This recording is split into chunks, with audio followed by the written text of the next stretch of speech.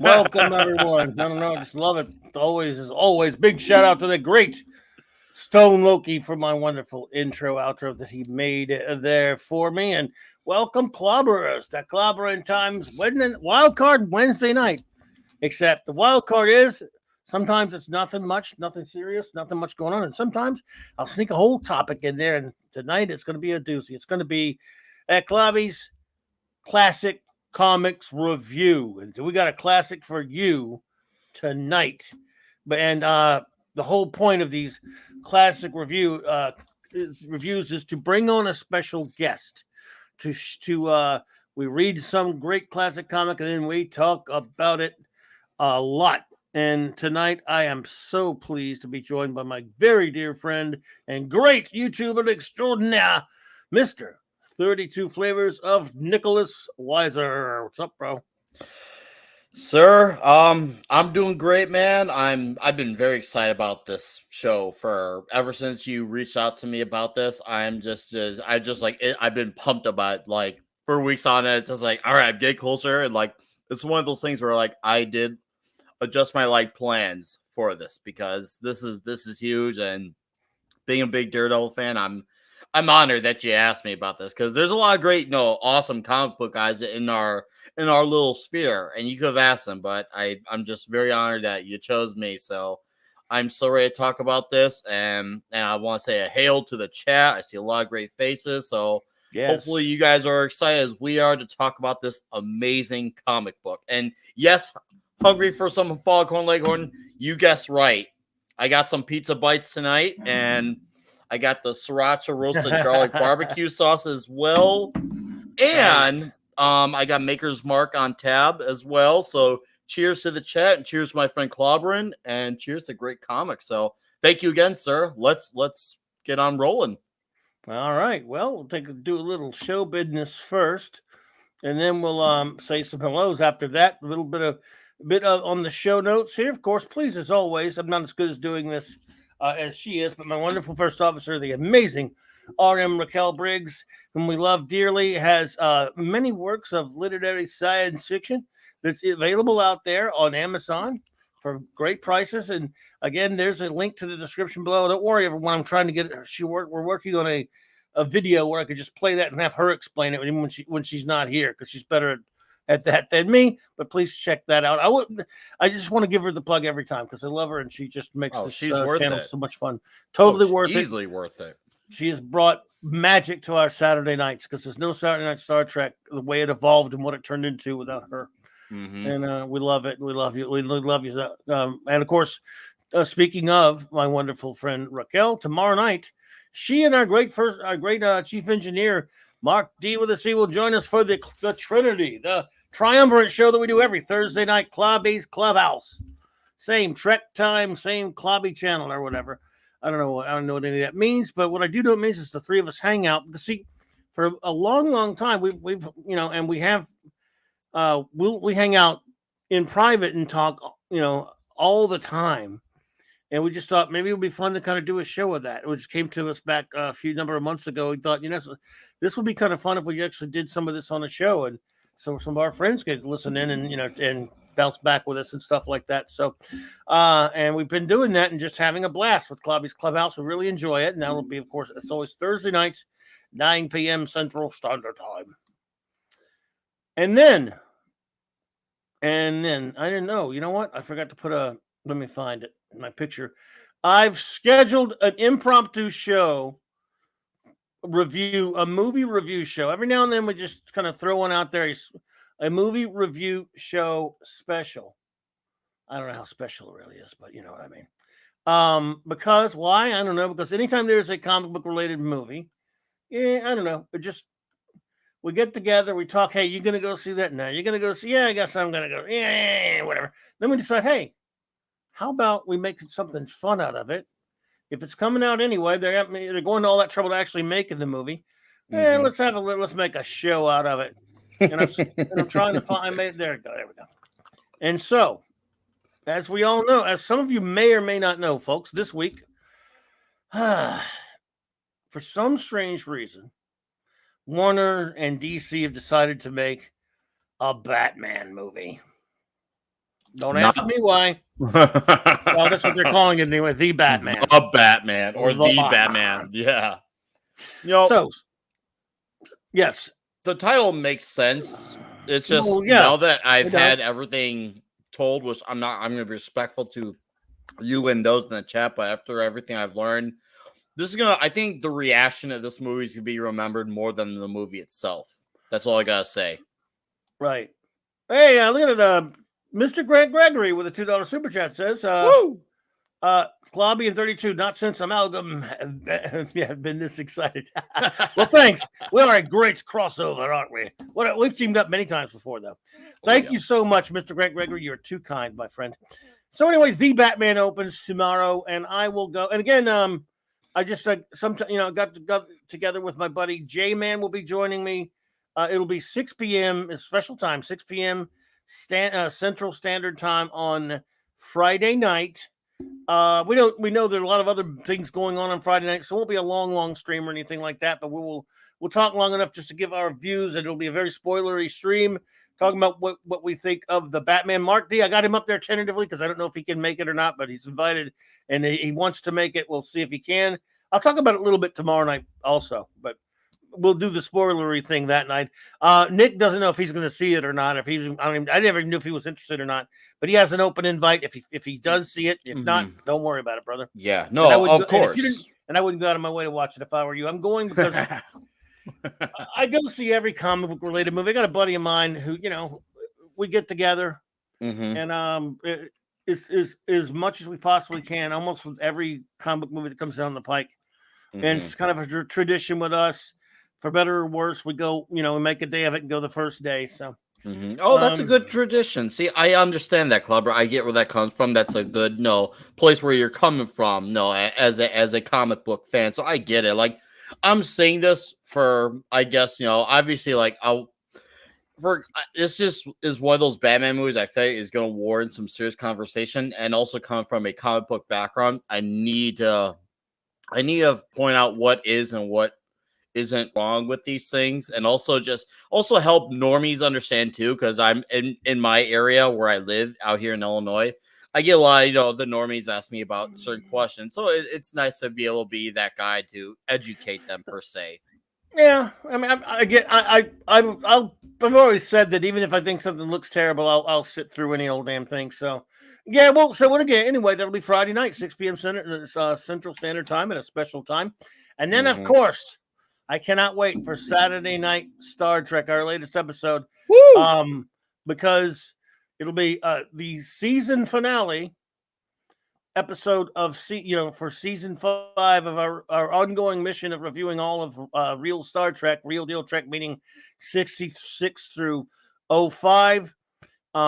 It's gonna so we can't wait to do that, because at the end of each season, like, we're gonna be reviewing just one episode, 2 parts, and then having like look back at season 5, and it'll be sort of like we do like a little in-season party thing where we just kind of hang out after our reviewing and just kind of take it easy. We kick back. We don't do the 4 episodes or anything like that. We just do the 2 episodes we'll be doing, and then we'll have a little bit of fun. Our chief engineer, Mark, will join us, and perhaps our communications officer, Jill, entry derivative Jill, will join us. So we'll review Times Arrow Part 1, and then we'll review Season 5, then Times Arrow Part 2, which starts off Season 6, and then we'll just kick back and have a little bit of relaxation and fun on Saturday night Star Trek.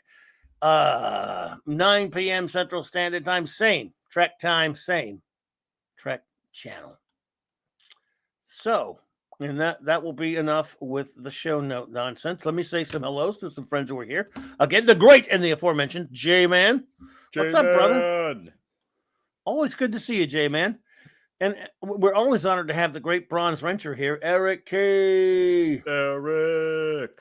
Good to see you there, great bro. Photo, by the way, Clubby. Hats off to another great friend of ours who is here, the great Chris Persia, for getting that to me. Thank you, Chris Persia. You are the man. Let's see here. Let's see who else we got in the chat here. D. Bud Martin, the man of iron. What's up, buddy? Good to see you. Hungry for some foghorn leghorn logic, son. I say, son. And AKA Hungry Boy. Always great pleasure to see you, Hungry Boy. I'm really honored to see you here, my friend. Let's see here. Who else we got? Hang on. Let's see here. Scroll down. MVP Max Von Priestley. Hello there, sir. MVP. Great to see you. We got to get together and review some more of those Alan Moore Superman comics, buddy. I'm looking forward if you're game. Oh, you know he'll be game. Let's see here. Do we get the chat up to speed? The aforementioned excellent Mr. Grant Gregory. Thank you again for that super chat, and great to see you here. I think that about covers the chat. So we will get a move on, shall we? What about it? What do you think, Nicholas? I am so ready for this show, and I hope everyone in the chat is ready, because this is going to be fun to deep dive into a legendary comic book. Let's go, Globby. Yes, indeed. For those who are not familiar, Frank Miller broke into the comic book industry. Well, he did a couple of works for some. I think he did some Gold Key work. He did some Charlton work, stuff like that. And then when he got in at Marvel, when he was trying to break in at Marvel, for a while there, he had a lot of trouble getting into the industry. Neil Adams, the legendary Neil Adams, told him he had no talent. Wow. Imagine that. Yeah, and then he said, well, yeah. I mean, just coming from one of the gods tells you have no talent, but you still keep pumping at it. That's something. That's perseverance right there. Yeah. And so he continued to work at it. He continued to kick and fight. And he did some more and stuff. That's right. Hungry Boy, come to think of it. And so he kind of kicked around Marvel a little bit. He did different projects. Even did a DC project, a Batman project way before his Dark Knight comic series. He did like a one-off story that he did for a one shot. But for the most part, he was at Marvel at this point, and eventually took over the art chores only on Daredevil. Yep. A sagging comic that was selling. It was about to go to bi-monthly. It was limping along, and it was a comic for years that had been really inconsistent or scattershot in its artists. After Gene Colan left the series, they were all over the place with different artists. It was going through the motions. Big time was, and it had a lot of. It just kind of was a book that they didn't really know what to do with it. It had been around since 1964. They didn't want to end it, but it wasn't doing all that great. Along comes Miller, and again, he's just drawing in the book at this point. He gets pretty popular with Roger McKenzie writing the comic, and the art kind of starts taking people's attention a little bit. But then Miller starts getting involved in the co-plotting, and after about a year or so, eventually, the writing chores are completely passed on to Frank Miller, the writing and the art, with Klaus Janson doing all the inking and stuff. And this is around 79, 80, somewhere up in there. 70, 79, somewhere ballpark, right? So yeah. You're right. You're around that range. It blew up, and I remember reading. Look, I was a teenager. I was 15, 16, 17. During his heyday at Daredevil for a couple of years, and I'm blown away. Never read anything like it. There has never been a character. Batman for a couple of times here and there with the Englehart and Rogers run. Some of the O'Neil Adams stuff had been similar. Obviously, there have been some comics that touched on this kind of thing, but Miller, and again, I love the pre-Miller Daredevil very much, but this was a book that was dying. A character who knows what would have happened to him. Miller put him back on the map. Miller he established himself as a genuine superstar. And after a pretty good long run on the series and redefining Daredevil for a lot of people and forever almost. For generations. Definitely forever, yes.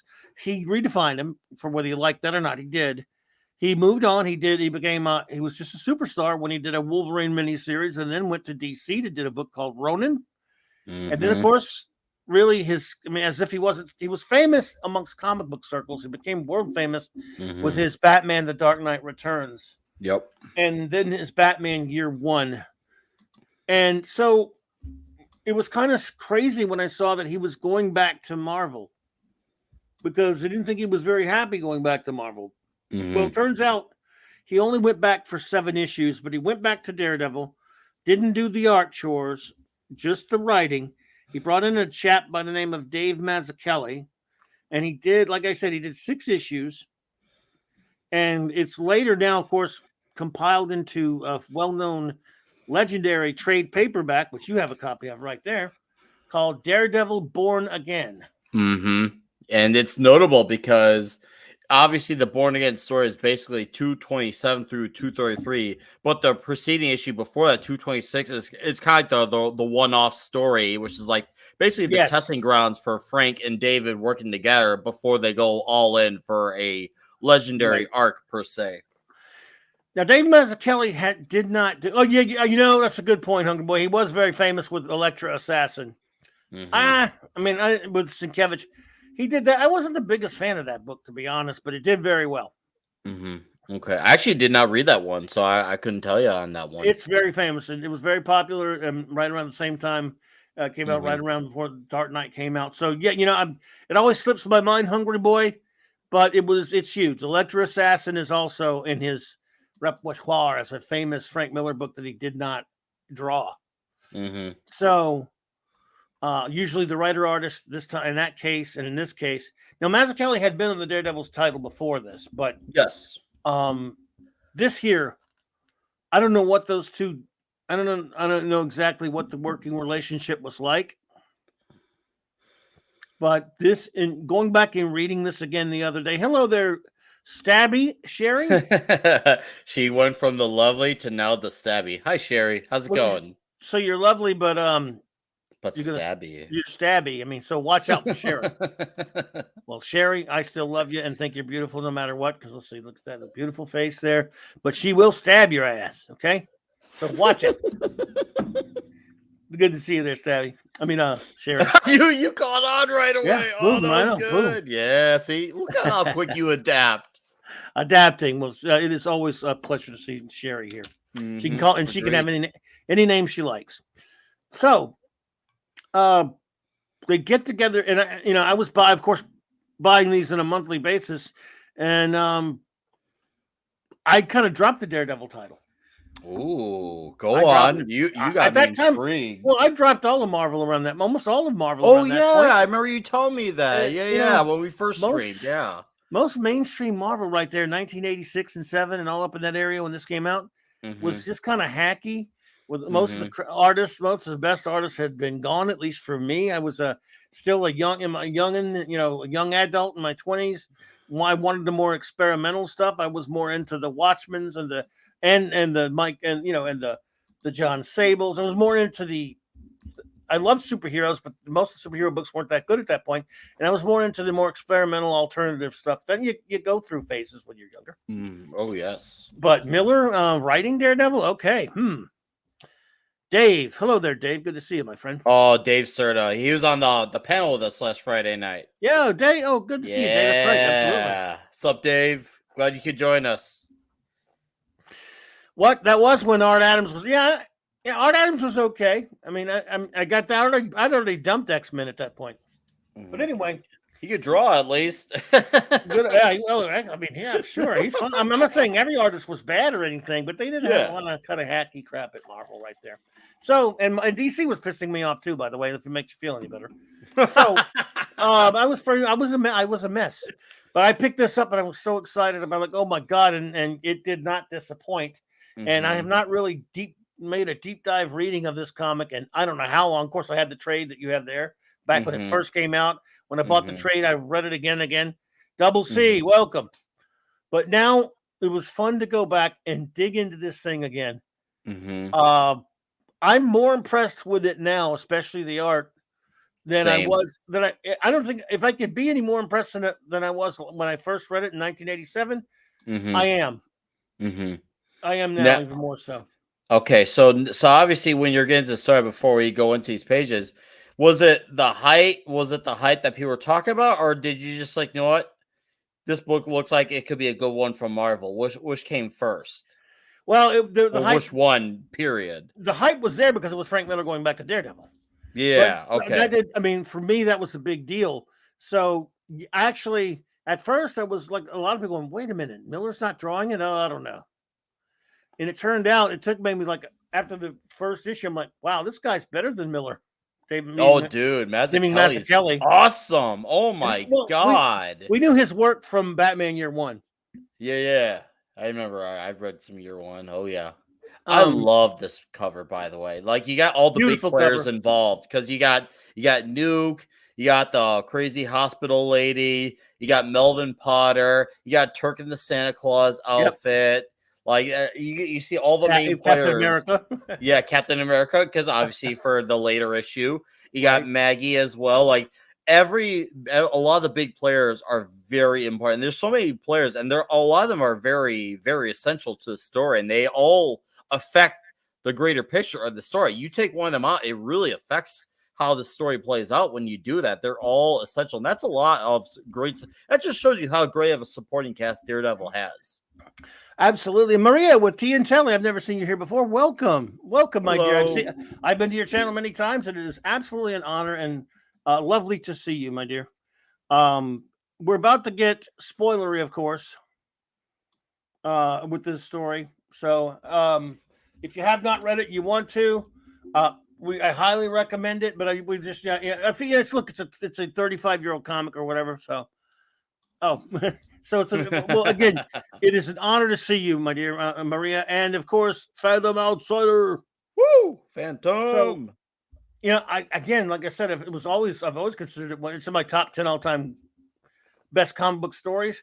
But I never, and I still love the story. But I tell you what, as much as I love the art before, Art D with a C, what's up, bro? Something about this. Now, again, my eyes are pretty crappy. I'm old now. I have this trait as you do, but I read this on digital where I could blow it up on a screen and look at this beautiful art more and more. Oh, dude, what? I'm one of those that, look, I get attacked for defending digital. Digital is great when your eyes suck. Let me tell you. Dude, are you kidding me? And it makes a comic look beautiful, too, on that screen. All right, see, I'm going to defend you on this one, because I could get where a bunch of comic book heads could say, oh, come on, you guys. I could get where they're coming from as far as their argument against it. But the thing is, if you actually watch this stuff on a big screen, like I have, sounds like you and I have done this both from experience. Yes. Seeing that art on a screen, and I've got a nice TV too, so it makes it all the more sweeter, dude. It's just like it's one of those, like, you're just glued to your TV, or like you can't stop looking at what's going on. The T-Rex, look at all of that. It's I get it. Like, as far as holding the physical book in your hands, there's nothing better than owning and supporting, the people who worked on it. But all I'm saying, if you got a nice TV, you want to look at this art on TV. I promise you. Anyone who hasn't done it, I will bet money on it. Oh, trust me. Beautiful. Looking at comic books on the television or the big screen, which you can cast into your TV and blow it up. That is a wonderful way to read comics. Because remember, when it comes down to it, and collectors are the ones who have the biggest problem, which is fun. I have many friends who are hardcore collectors. Comic books, the paper they were printed on are just a result of the time they were made. Yep. They still came from the hand and the mind of the writers and the artists, and the paper was the vehicle. That was it. When that paper goes to dust, we preserve all of these images, and they're just as potent. Max Redstone, what's up, buddy? Max Redstone, hey. Mark D with a C. Abalamese Minion and Pupper. They're just as important in this way, is what I'm saying. So, and again, a big shout out to the great Mark D with the C, our chief engineer, because he made it possible helped make this show possible for tonight. Woo! And so, right away, of course, Daredevil Born Again. Of course, he's the man, isn't he? He really is. He's so helpful between what he does for you, what he does for Toxic Tuesday. Mark D with a C is, and also he's obviously great with the visuals, but he also has a great voice. He knows how to carry a great conversation. He's a total package. He really is. He is the man. Absolutely. Thank you, Mark D. So here we go, folks. Daredevil Born Again. It was it was Daredevil 226 through 236, wasn't it? Or 227 through one of those, but it's a trade 227. 27 through 233. 233. Okay, because that's when Miller's run ends proper. There you go. Let's see here. Maria says, man, I hope you guys get this excited when my comic book comes out. I didn't know you had a comic book. You know what's sad? I went to Goodwill and found 3 sweet comics there. Someone just gave it up. Wow, that does happen there. But it does. it's cool to find some great comics there, though. Andy Masterson, what's up? Andy, I want to add to that comment that Maria said, because here's the thing: sometimes it's just a obsessed comic book fan who gives it up, moves on to something else, or it could be someone who is like a relative, and maybe like their son moved out, and they go, "Hey, know. He left this behind," and they're like, oh, "I'm just gonna try to sell this and try and make some money." There's so many places where I could come from, but either way, I love finding books like that. That's how I found the Hawkman book in back of me, is because it was at a candy store in Dallas, Texas, of all places. Yeah. You just never know where you find these things, and it's always awesome when it happens. Indeed. So what we're going to do is we're going to talk a little bit about, we're going to lay the story out for you, like I like to do with these reviews. Of course, Daredevil Born Again by Frank Miller and David Mazzucchelli. And Mazzucchelli did the full penciling and the inking. But I tell you what, Christy Steele and Richmond Lewis deserve a lot of credit for their coloring, because the coloring in this thing is beautiful. Always has been. Whether it's the same old Saberback or in the trade. So they did beautiful work with the colors. And again, we'll start spoiling now. For those who watched Daredevil season 3 on Netflix, I love the Daredevil Netflix show, the first 2 seasons. Season 3, as the first 2 seasons, but even more so, really borrowed from Born Again quite a bit, but only piecemeal, only bits and pieces. So here's your cover. I love this cover for $227. Yeah, I mean, I knew it was in for a ride. Now, again, we're not blowing up panels or anything like that. We don't own, so we're just showing you basic stuff, the shading, the mood, everything. This, of course, story opens up with Karen Page, and I remember, barely remembering Karen Page that much when I started this comic book out. She's on very hard times. She's basically, we learned from the first panel that she's a porn star and a drug addict needing a fix. And she offers this, basically she offers a name. Yeah, just for one simple fix. Just for one fix. Because we all know Karen did know that Matt Murdock is Daredevil, and she sells his secret identity for an armful, as it is said.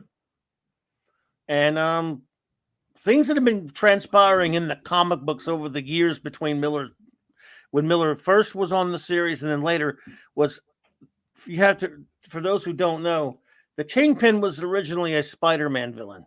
Yep, ASM number 50.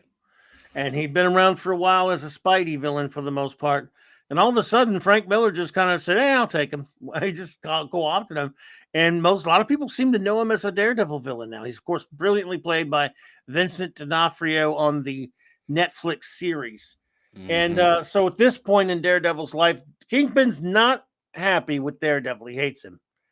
And when he finds out the secret identity and he wants to make sure who he is, that's when we start our story, where Daredevil, in the first issue, is called Apocalypse. Basically,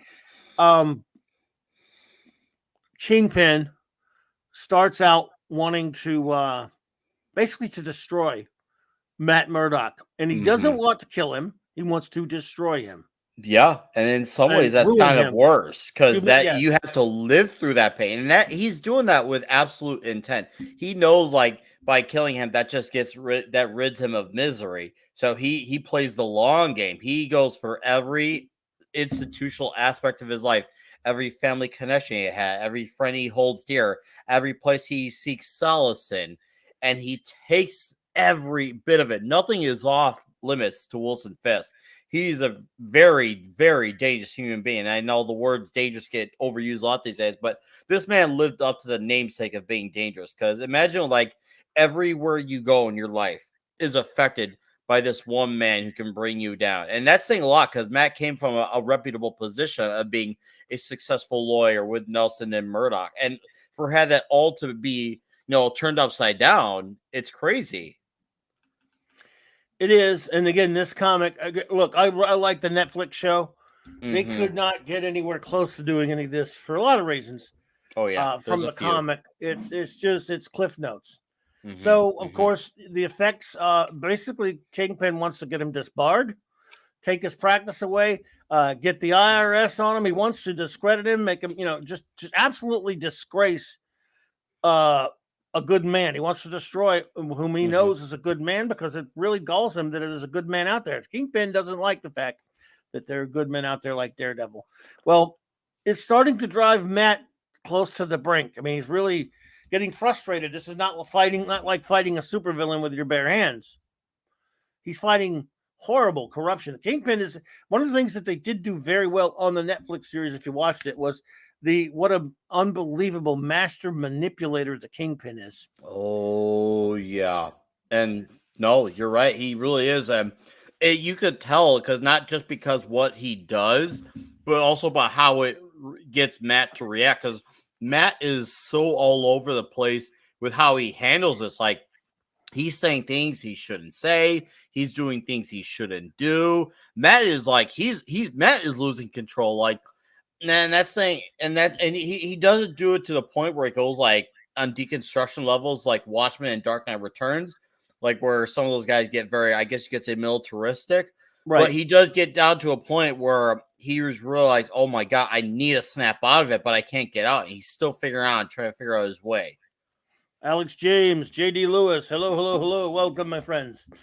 Yes, absolutely. And again, I go back to the art every now and then. It would take like for days for me to go through how brilliant I think this art is.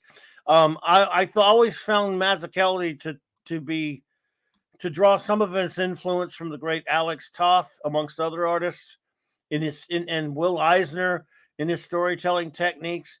Look at again, he did the backgrounds. This is the thing. I don't know how he. I mean, Mazzucchelli didn't do a lot of comics in terms of a gigantic body of work, if you will. But look at the attention to detail in his backgrounds. He did the inks as well. It's just some of the most stellar work I have ever seen. It's in that era of Marvel. This is a cut above what Marvel was usually doing. Every panel. I mean, it's not like these modern comics today where, again, you guys are the artists. Like my good buddy Steve Mitchum popped in early. Good to see you, buddy. Steve Mitchum. Hungry boy, you guys who are actually artists. I don't pretend to be an artist. You know that. But I know what I can see. And when I see artists who fill their panels, even the smallest of panels, with detail, I'm always impressed. Whereas modern day, a lot of your artists just flat background, blank background with substituting color for any kind of depth. This is some of the look at this right here. This is absolutely gorgeous. Oh, I love this Daredevil running out in the snow, running across phone wires and jumping and doing his Daredevil acrobatic stuff. Something that didn't shoot that much. I mean, it moves in the show. Yeah, it's cinematic. It moves. It flows. It's atmospheric. I mean, that's real stuff. That it looks like a real scene. Yeah, it does. I love how he makes winter look, because like when I see the winter, it makes me feel like I'm living within the winter in the realms of the book. It brings me to a wintry place. So when he does that, I just love him. I'm like, man, I feel like I'm living within the winter realms of being above buildings with Matt, leaping buildings, as you say, doing his acrobatics. And when David can bring me to that place, that's awesome. That's where I go when I'm in this book. And that for an artist to take me to places where the headlining character is, you're doing something right there. It could go from that to just intimate scenes inside of a home here, where he tells his story well with his faces, his expressions, look, just incredible. The smallest of detail. Okay, J-Man, thanks for being here, bro. Take care, dude. Can't wait to talk to you soon, man. We'll be doing that movie soon, reviewing The Batman soon with you. Action sequences out of this world. Oh, again, my God, yes. More shots of I love this panel arrangement right here. I love the flip. I love the flip here. I'm a big sucker for the flips. I love seeing the Daredevil flips. I love Daredevil flips and fights, and this, of course, is a top notch, like very very respected cop who goes on the tank because he has to. Yep. To help in the Matt Murdock frame. To help his son out. Just again, just showing us the reach that the Kingpin has, even to he feels like he can corrupt anyone. Yeah. And when I said no one was off limits, and that include people who were literally at their deathbed, including this cop's son. and you see how compromised he is in this position. And being a parent, obviously I would say I accept what he did, but I understand the stress and the intensity and the fear of where it comes from. To imagine, because when your children are involved in anything, it's you those are some of the toughest decisions you make. And being that, it's just like, holy crap, what do I do? Like, I want to do the right thing, but this guy's got control of how where my children go. That's a scary position. And once again, even to Fisk, that's how dangerous Fisk is. Like, you can't underestimate this guy. He doesn't see anyone, even children. Like, that's scary. That's a very scary man. He's a big man too. He's not just a big man. He's a big man. He's big and he's huge. And again, I love this. I love these black and white panels here. Again, all story. He can tell you a story, combining captions with pictures. It's beautiful, beautiful stuff. Great artwork by Dave Mazzucchelli. I cannot say enough. I always love this classic scene right here. Mm-hmm. Where he's driving, Matt Murdock, Daredevil, crazy because, for once he can't just punch and kick his way out of something. It's just frustrating. He's going and trying to get anybody to talk about Matt Murdock. They won't talk about it. This guy's running the whole city. Everyone's out to get him except Foggy. But then he starts to even question Foggy. Well, Foggy keeps him out of prison. He even says, this is how powerful the Kingpin is. He says, I make it where I don't want him going to prison. So he makes it where he just gets out of prison because he doesn't want him in prison. He wants him, he wants him outside. I mean, he wants too much control, which is ultimately going to be his downfall. But look at him. I mean, he just, he destroys Matt Murdock's entire life. And of course, we got Karen, who goes on the run because she gave up the name. Murdock, it was Kingpin said, anyone who knew, I want him out. Anyone who knew that, no, he doesn't want anyone alive that knows the secret, including where he got the secret from. And so she's on the run in, I guess, South America somewhere. Mm-hmm. And this is something I remember when I first read this comic book. And again, it wasn't a trade paperback at the time. It was one comic. The singles. It was the singles, exactly, the floppy. Yes. And I'm just already at this point, I'm distraught. I'm broken. Oh my God, what's happening to him? And as he's walking back to his house, meaning Matt Murdock, the ground starts to shake. He feels a tremble because he doesn't exactly know what it is. And then look at this shot, man. This boom. This shot is very conflicting because obviously you feel the devastation and the hurt from Murdoch because now he's seeing his home of living go to crumble to pieces. But God, Mazzucchelli makes it look really good. So I'm like, how do you do? It's absolutely true. Absolutely. Yeah, Steve Mitchum nails it. He says the ultimate goal of all art is to affect the viewer on a purely emotional level. Otherwise, it won't stay with you. You're absolutely right. And this got to me. I'm like, whoa. I mean, that's how I feel at this page. Even though I've seen it before and reading it again, I'm like, how do you do this, Dave? I'm not supposed to look at it like, wow, this looks really beautiful. I'm like, oh, this looks really horrible. This is horrible. Like, it is. But God, he makes it look so good. It's like I could own a freaking little mini painting on the wall of that just because of how he makes a birdie coming down look good. That's crazy. And I'll never forget such a powerful last panel when, of course, he did because of everything, the way this was done. He thought he was just a gangster. He did not suspect Kingpin at all. He says nothing about this said gangster until this. It was a nice piece of work, Kingpin. You shouldn't have signed it. This last panel right here is when he realizes it was Kingpin, which is just, this is a brilliant comic in every single way. The drama of leading up to this point and him saying nothing about this said gangster until he couldn't resist. Kingpin couldn't resist blowing his house up because you shouldn't have signed it. Whoa. Yeah. And it is funny because this is just the first issue of this going, and you're thinking, does Matt rebound from here? Does it get worse? And boy, do you learn what happens in the second issue. It gets painful. It gets painful. You could feel I feel the mental pain from Matt in this. Look at this page. Look at this splash page of it's gorgeous because it's a filthy little $2 apartment in Manhattan or whatever. $2. Well, he said he only had was $10 to his name. All of his money was taken, and he said he gave a guy $10. He had a change, so I mean, it was a couple of dollars for this apartment. Look out, it's a tiny hole, and look at the attention to detail Mazzucchelli does here. It's just incredible stuff. It's again, he can tell you a lot with one page. It's just extraordinary, great coloring again. Just extraordinary renderings, and so Matt Murdock is now out there on his own. He's been disgraced, pretty much just his whole life destroyed by the Kingpin. Pre-cancel culture before it was cancel culture, basically. Yeah. Kingpin, no, seriously, that's what Fist did to him. He basically just said, "Oh, hey, you have a bank, disconnect. You're a lawyer, disbar. You have friends. I need to keep you away from them." And that's funny. Alex says that words, but I'm trying to figure which page because there's so many good pages. Well, so many great ones. Isn't considered a splash here with this particular Fist page. But that page, right, like where you say Kingpin viewing, oh my god. Well, yeah, a splash page generally refers to, it does bigger pages, but the opening page. But yes, it can sometimes anything without panels.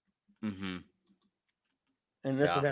this is fantastic. Again, more great work right here. Just, oh my goodness, man, just really out there. Thank you so much for not drawing this, Frank Miller, because Dave Mazzucchelli. I'm sorry. No, although there's Miller influence. I mean, he came on the book. They gave him the book years before, a good while before this, because it had a Miller feel. They wanted more. They wanted everyone to copy Miller. I get it. I mean, they want to keep it recognizable because, it's one thing when you're a writer on a book, and then you have one penciler for an arc, and then you have another penciler coming out for I don't know, an arc after or a one-off after.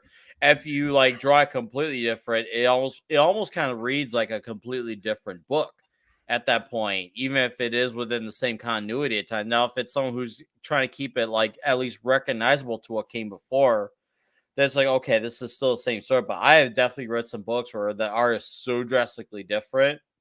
It's one thing if it's a one-off issue or a flashback issue, obviously different context. But when it's all present day, it for me at least, it can throw me off balance. I'm like, whoa, this is a different book, basically. Yes, indeed. And here we have, of course, I agree with you, Hunger Boy. That's a great Matt basically fantasizing about what he wants to do, which is go beat the crap out of the Kingpin. He calls Foggy, and I mean, he's just crazy. He doesn't trust Foggy anymore either. Foggy is with Daredevil's, ex-girlfriend, Glory. Yep. Murdock was dating at the time. Now those two are getting chummy. Guy knocking on the door for the rent chokes him out. I mean, he starts to lose himself. Matt Murdock is losing himself.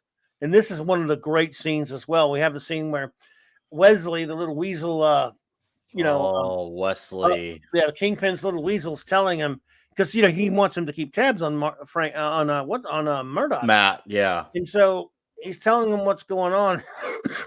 And basically Matt Murdock's sitting on a subway car, and a bunch of punks come in with guns and everything. They start stealing, robbing everyone, and he doesn't give a crap until the gun gets put in his face. And then, see, that's unlike Matt to do that. His face. Yeah, this is not like Matt Murdock. That's how you know he's not all there. When Matt is doing that, there's a problem. Exactly. And I just love that, he tells him what happens in every detail. And he's telling him how the guy Matt's just waylaying these guys. And Kingpin's lovely. And he even tells him how he just attacked a cop. He's just stupid. Didn't even know what was going on. I could not dream of a more perfect hell. I envy you, you blessed little worm. You have witnessed the death of a noble man. The pleasures of his coming attack will be nothing compared to this. You think he's coming here? I know it. Yeah. Oh yeah. He knows. He's setting up the dominoes for him to come find him. He's setting up the pieces, and This Oh, is he something wants- obviously you don't see with Karen Page, obviously in the Netflix show, which I didn't mind. Deborah Ann Woll, I think she was well casted. Oh yeah, she was lovely. But yeah, she was well casted at times. I imagined her as Karen Page. She was tall, blonde, made her believable as Karen Page.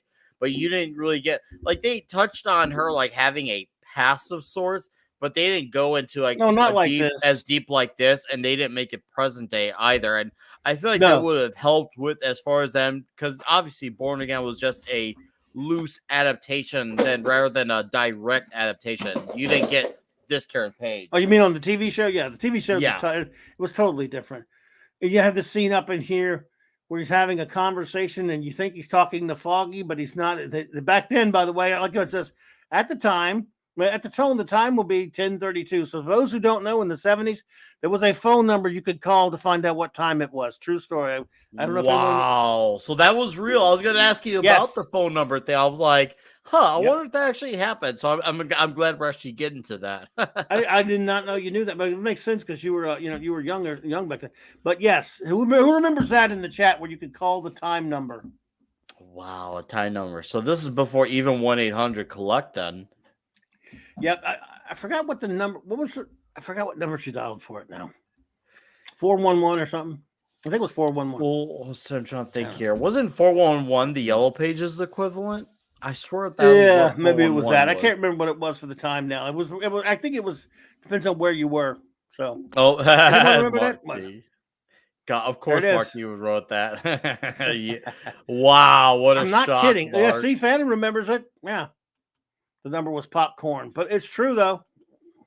So anyway, yeah, you got that going on. You've got Karen trying to get out of the country where she is, and Matt's just kind of this episode is just further slipping.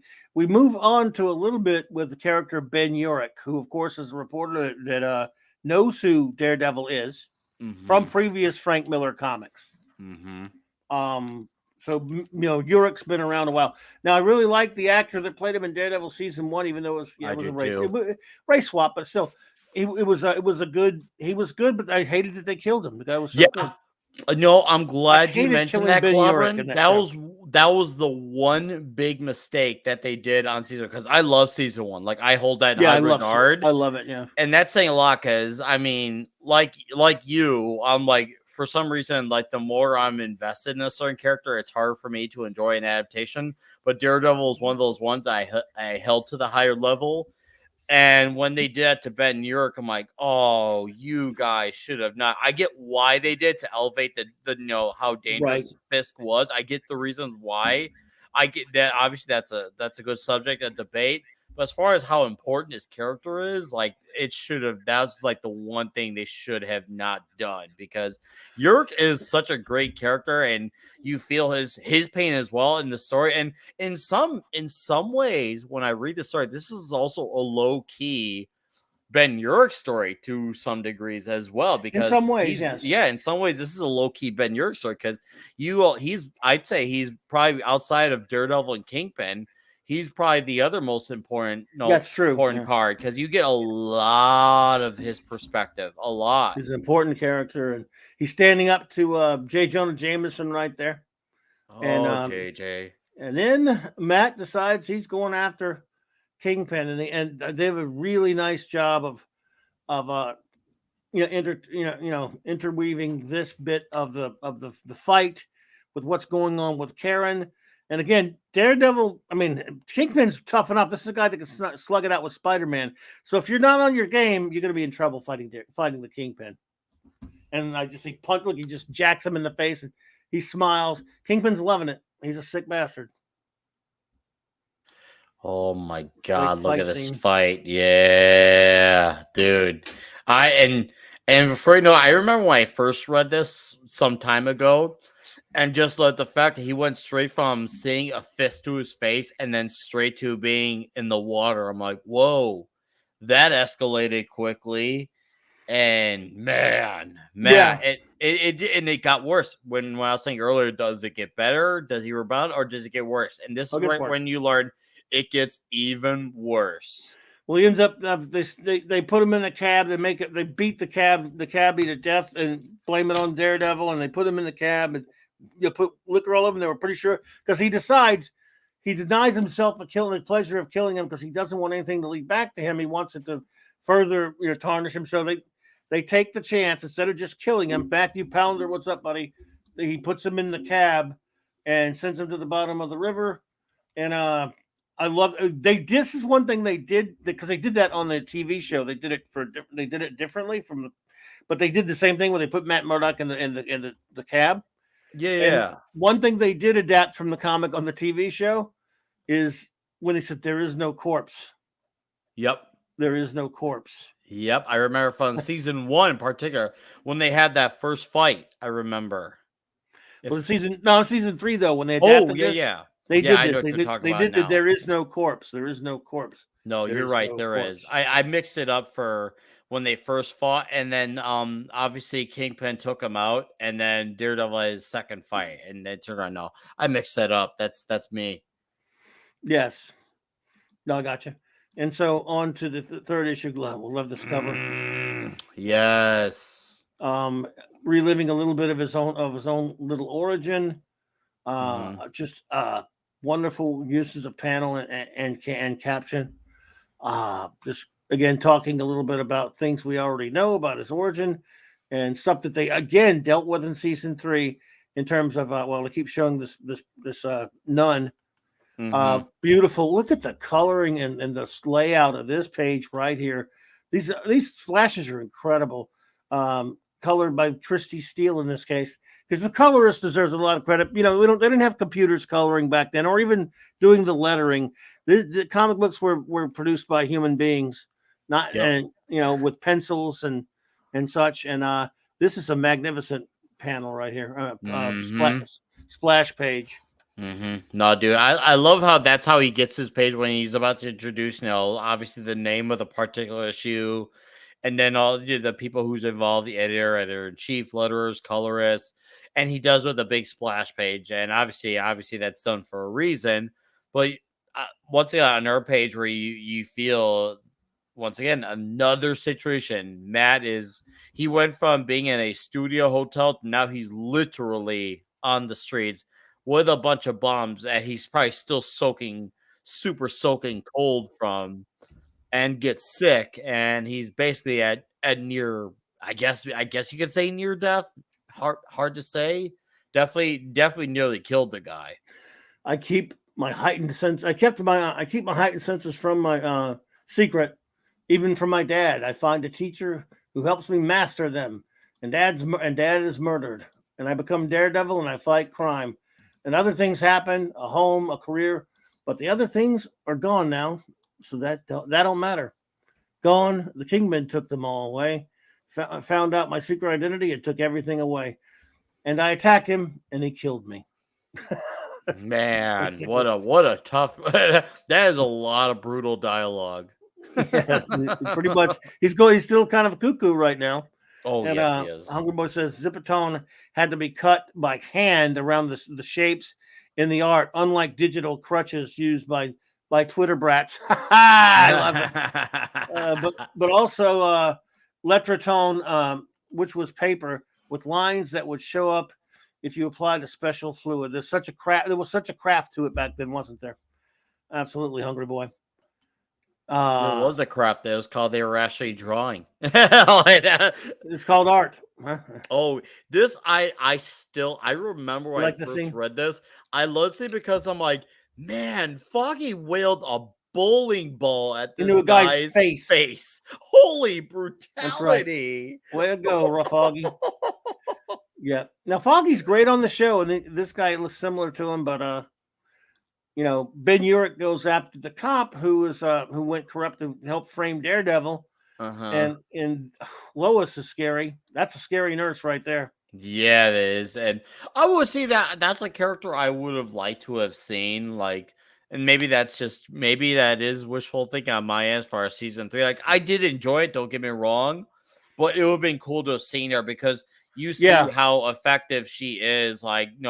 It's like, oh crap, this person's onto it. We missed somebody. we need to take him out too. And she's very, very effective. Like, man, she's nasty. She's like the second big bad, if anything. Yeah, she's at least yeah. She was pretty bad too, Lois. And so Karen's still on the run. She's a tough survivor, it seems, as well. Matt basically lets himself get hit by a car. Meanwhile, Foggy is just living it up with Matt's old girlfriend. What about that, dude? I don't know. But I love this great scene, of course, where Turk has been a running character through the Miller. Even he was in Daredevil comics even before Miller. So he was always this little thug that Daredevil used to use as a informant and used to kick his ass. And it's funny how, and I love the guy played him on the network flick shows because he played him in almost every Netflix show as a running character there. That was cool that they made him along with Claire Temple. Like those are two of some of the big reoccurring characters. I like that as well. So you got Turk, and you got, it's funny, he sees Turk wearing the Santa Claus outfit, and Matt just sort of take it off. I mean, he's still crazy, but he didn't want him wearing. He just wants him out of the Santa Claus outfit. Yeah. Take it off. But he's too messed up to do anything, and Turk just guts him. Ugh. Oh my! And as if he hadn't taken enough damage. Lee Anthony Davis, hello there, buddy. Hello, sir. He gets stabbed by Turk Barrett, and like when you hear that, like at face value, you're thinking that should be happening, but after everything Matt has been through, it only makes sense. And this is where you see Mangolis, or whatever. Mangolis, yeah. This is where you start to see where his story goes too.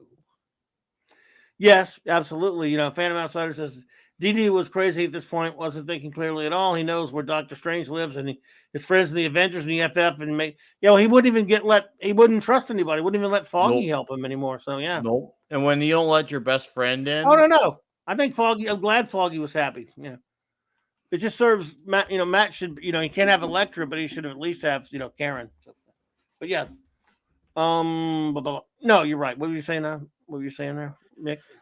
Well, this is where you realize what happens when even the cop thought, all right, I could save my son, which once again, I get where that position comes from. But then he's coming out of this room realizing, oh man, it failed. Everything didn't work. And that's where you realize Lois is just like, oh, he knows stuff and he's about to give it out. And this is where you start to learn how dangerous she is in all this picture. Matthew, no, not really. They did not do the Karen drug thing at all. I mean, they did a background where she had a brother that sold drugs and all this other kind of stuff, and she dealt drugs in college, but it wasn't the same as her being like a porn star strung out and junkie and that stuff. That was different. Yeah. Wholly different. Yeah, that was. I love Deborah Ann Wall, by the way. She's fantastic. Oh yeah, no, she was awesome. Once again, I thought that was great casting on their end to get her, and I hope that should we ever see Karen Page again, I feel like she should still be Karen Page. Hope so. So anyway, she's getting her way back.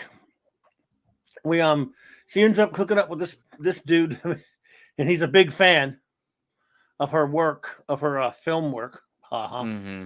And so he decides to take her home. And you don't say. Matt's still walking around. He's just too tough to kill, isn't he? And goes home. And that's gone too. He goes home, it's gone. And Nick is telling Ben what's going on. Here comes Lois, the kingpin of nurses. The kingpin again, this is she must be a mutant or something, because here's the one thing that kind of always bugged me about this.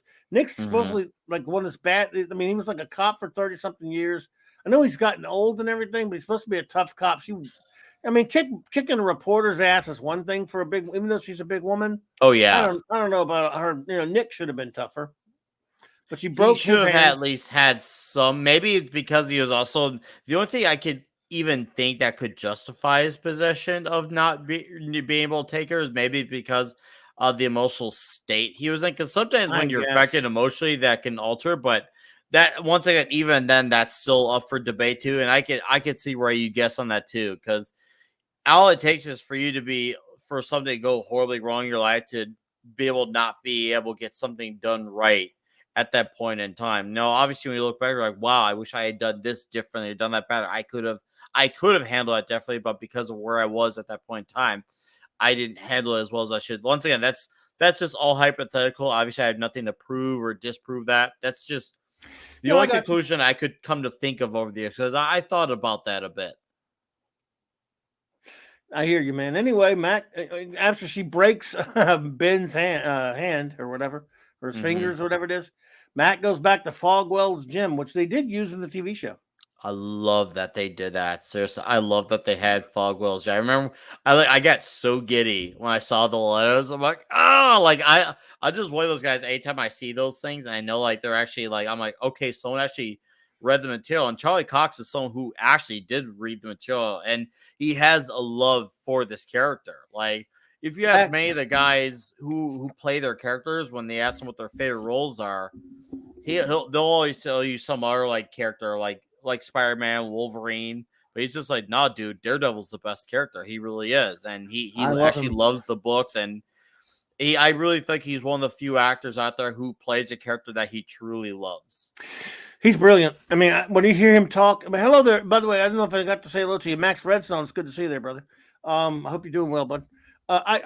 When you see him, up until recently, I never really heard him talk that much, or I guess I'd probably forgotten if I did in interviews.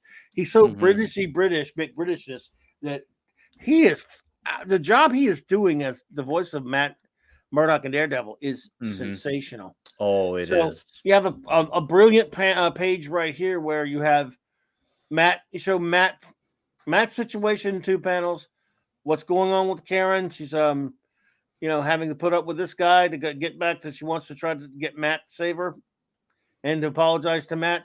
You see someone coming in to help Matt, and you see that it is this lady, of course, who was prominent in the 3rd season of the Daredevil series.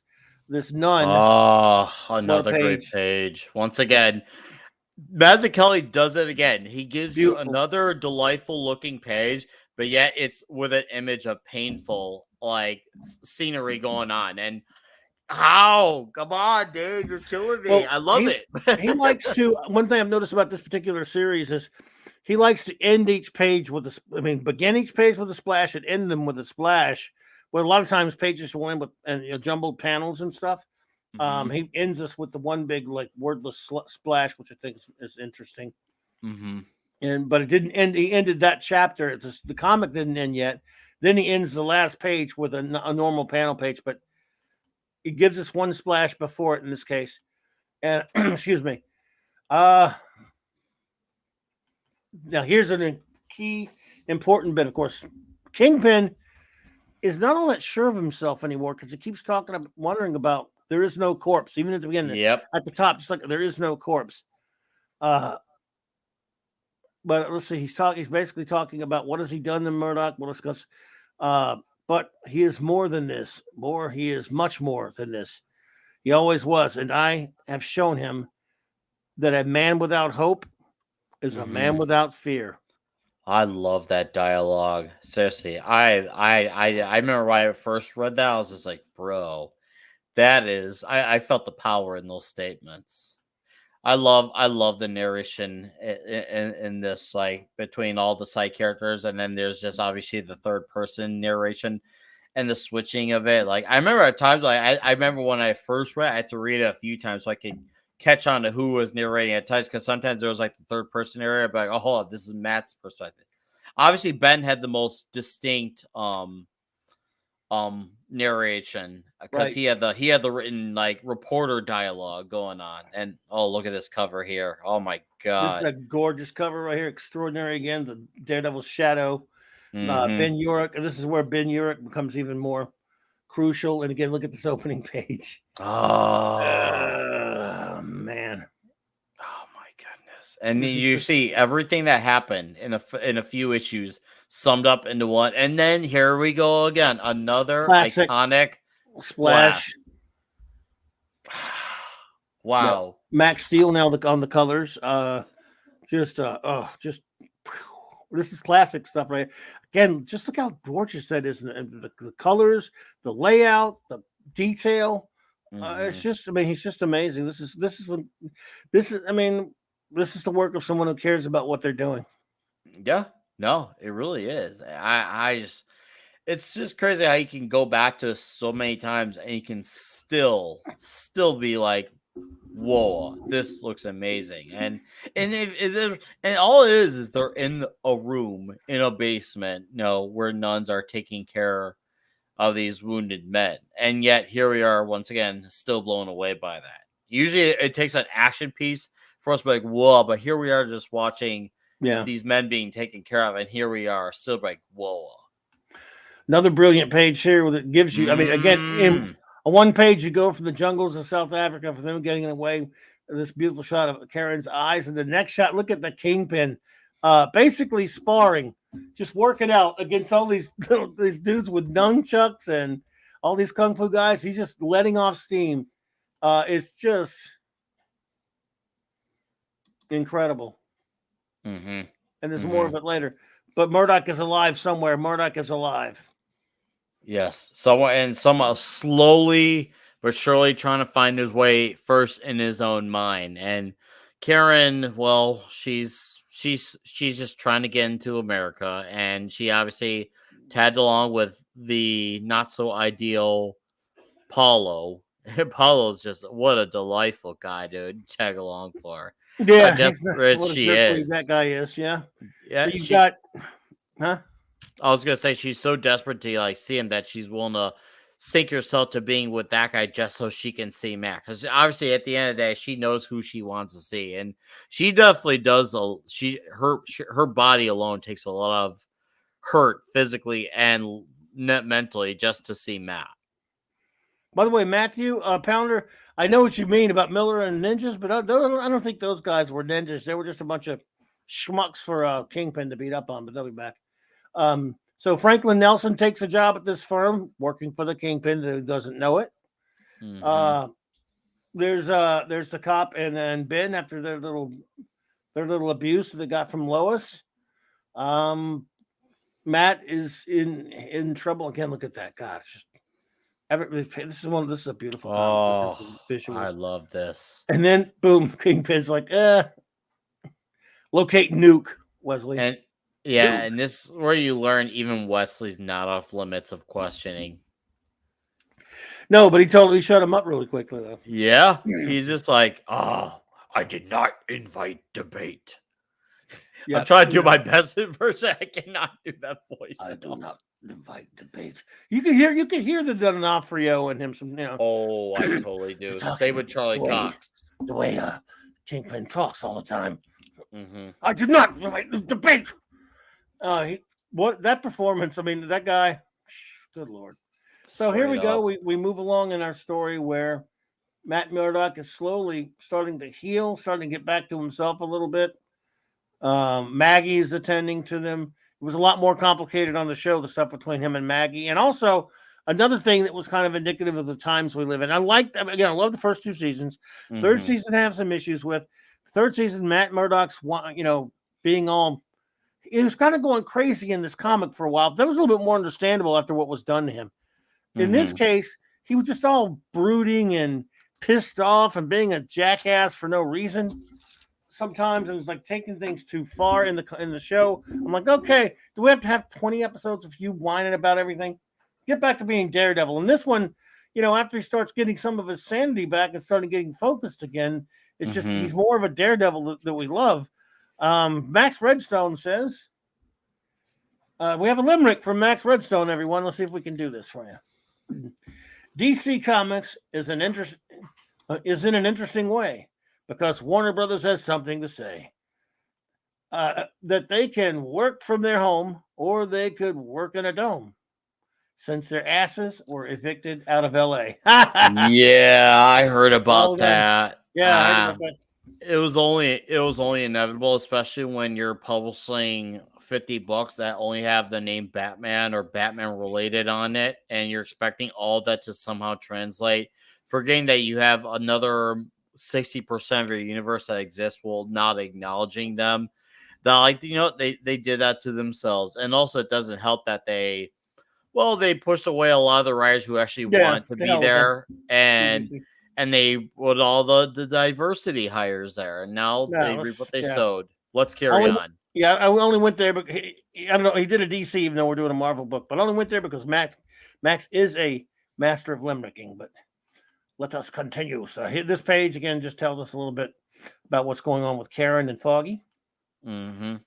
I love this page right here with basically Ben is scared to death, and J. Jonah Jameson's not happy with him. Won't even say his name. He was so haunted by he's just like, I don't know what to do. This situation is very, very dangerous, because obviously he saw what happened to the cop, and he's just like, I don't know how to handle this. And Jones just like, dude, you know, we're the ones who can change lives by what we put out there. This is obviously not real life, but it shows you what happens when real journalism is at play and how effective it can be once actual genuine journalism is done, what good it can do. And for all crazy J. Jonah Jameson was, he did have little slips through the cracks of wisdom that would come out every now and then. Same way he was with Peter.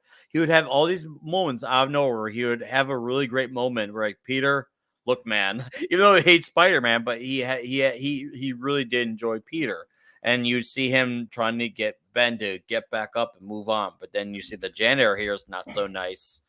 Yeah, even the janitor tells him, what, you know, the Kingpin is watching. So, I mean, again, they give you an idea of how far-reaching the Kingpin's, you know, webs go. He's really spun that little spider's web all over the place. And Paulo's a nice guy, as we can see here. This little creep. Another guy cruising for an ass whooping is Paulo. He needs his. Oh, yeah, he does. Things are, poor old Robbie Robinson is having a time of it at the Daily Bugle, where this is more like a Ben Yorick issue or anything like that, where Ben Yorick is just too scared to do anything. He's worried about his wife. Everybody's on his ass to keep on this story, but he won't do it. Yeah, and he has to have a phone call that sticks with him. It's this phone call, and it's what plays out during this phone call. He hears things, and it gives him this visual image of what is about to play out. And boy, and he's just thinking, man, no matter what I do, I can't get anything. No, yep. Lois, the nurse Kingpin, just decides to goes in to kill Nick, the cop, and Ben hears it over the phone. Thank you for listening, Mr. Yorick. Yeah, some scary stuff. And Matt, of course, is still healing. He keeps talking about it. Keeps, you know, all these old familiar, his senses coming back up online. He's starting to put two and two together. Who Maggie might be. Here's Kingpin being. I love this Kingpin shot, like with the black suit and the blue around his neck. I love the way he does with the blue on the colors. Oh, this is amazing. I don't know what is about the blue. Somehow he makes blue look really classy, very classy look. Yeah. Yepper. And let's see here. Someone else is getting killed. I swear it took forever. But, Ben is just still in shock. Trauma. Yep. Lois, Ben. I mean, everything's just kind of starting to flow together. Matt Murdock, she's waiting for Matt's fever to break. Karen's trying to. Well, she won't tell Foggy. Again, it's weird. At this point, Foggy didn't know who he was. Yeah, he doesn't know about Paulo, and this is where he starts to learn. He doesn't know about Matt either. He doesn't know Matt's Daredevil. No, he doesn't know Matt's Daredevil, and he can imagine, like, that's gotta be very cool. Like, you don't know where your friend is, and yet the girl that Matt was with, she knows, and Foggy wants to know where his friend is. That he's also his co-worker, and he's in the few times he's talked to him, it's not been a good experience. But yeah, he knows. He still cares about the guy. Even that's when you know that was loyal friendships in comics. Not just, oh, hey, we had an argument. Let's have another Civil War for the 8th time. Yepper. And so you got some Karen drama going on here with Foggy. And then we move on again. This is kind of your healing issue. Yep. This is when things are starting.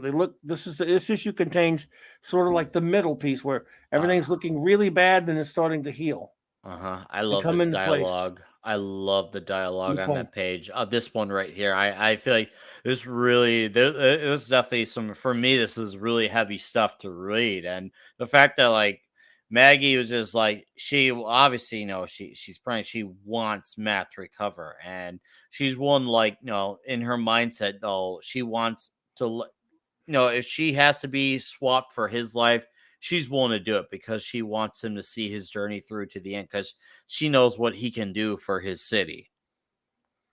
Yeah, absolutely. And again, she knows who he is, of course. Mm-hmm.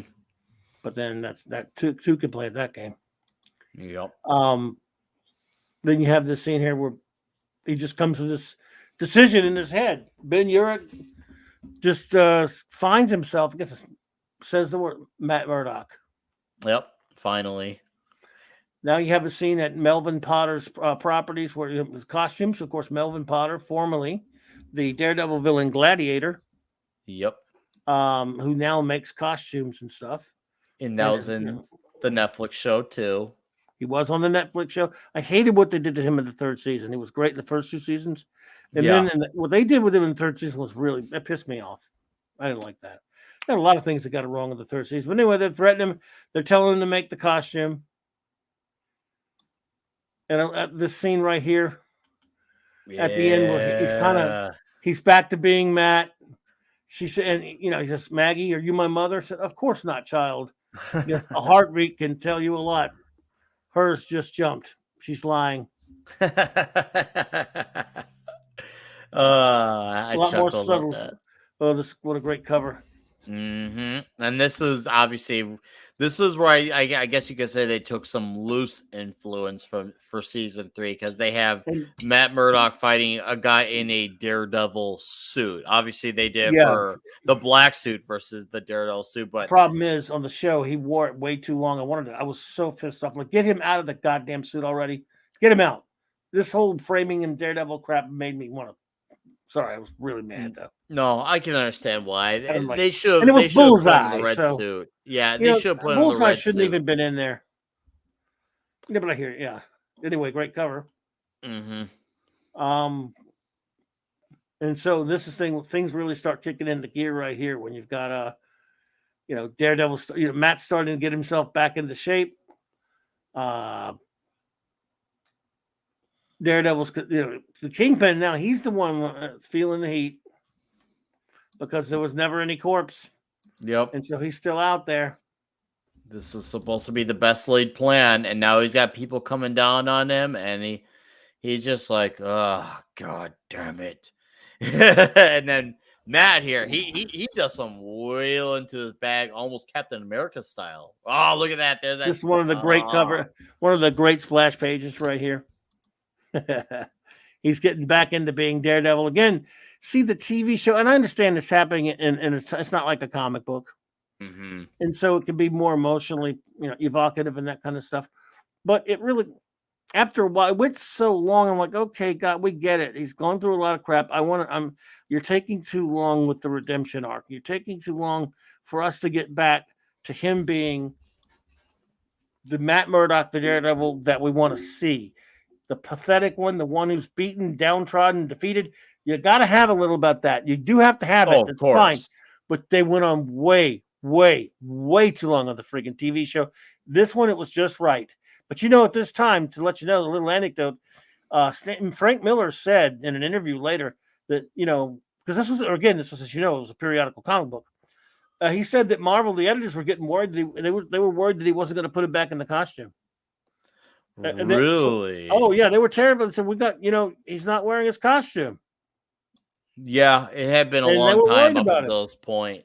I can see why. He hadn't been in his costume for a few issues, and they were getting panicked.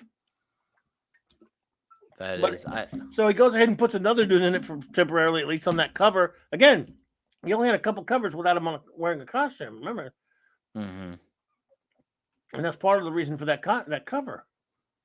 God. And you just see the red gloves, just the red gloves, not anything else. I love how it all comes back to Matt in red. Red Of robe, course. red gloves. I love it. Matt. Yes. And so Ben goes to the cops, tells them about Nick, and then he gets a bodyguard. You're like, that's gonna do good. Yeah, right. And Especially Lois against is the kingpin of nurses. right. Well, Lois, goes rogue because she doesn't want to be kicked out and made forced to go to Arizona. So she decides to go after Yorick. And nobody wants to mess with her. Oh, and she takes it to another level. I remember, God, one day this is taking me back to when I first saw him. Like, holy crap, she went directly to his place, and no, I think I had one of my friends was like, dude, how'd she know where you live? I'm like, dude, she works for the Kingpin. The Kingpin will fare where anyone lives if he needs it. It's Wilson Fisk, and she works for Fisk. Like, she works directly for him. She's gonna find out. She must have mutant powers because she's stronger than this big dude here, but that's different. I mean, it's just a comic book, so it's not like. And she almost hangs Ben's wife. Ben saves her, and then I love this scene where because Daredevil comes in and just Matt comes in, takes her out with no problem. When he gets back out there and sees her cuffed, he doesn't even see him. But I love this scene where he just goes, "Matt, you're alive."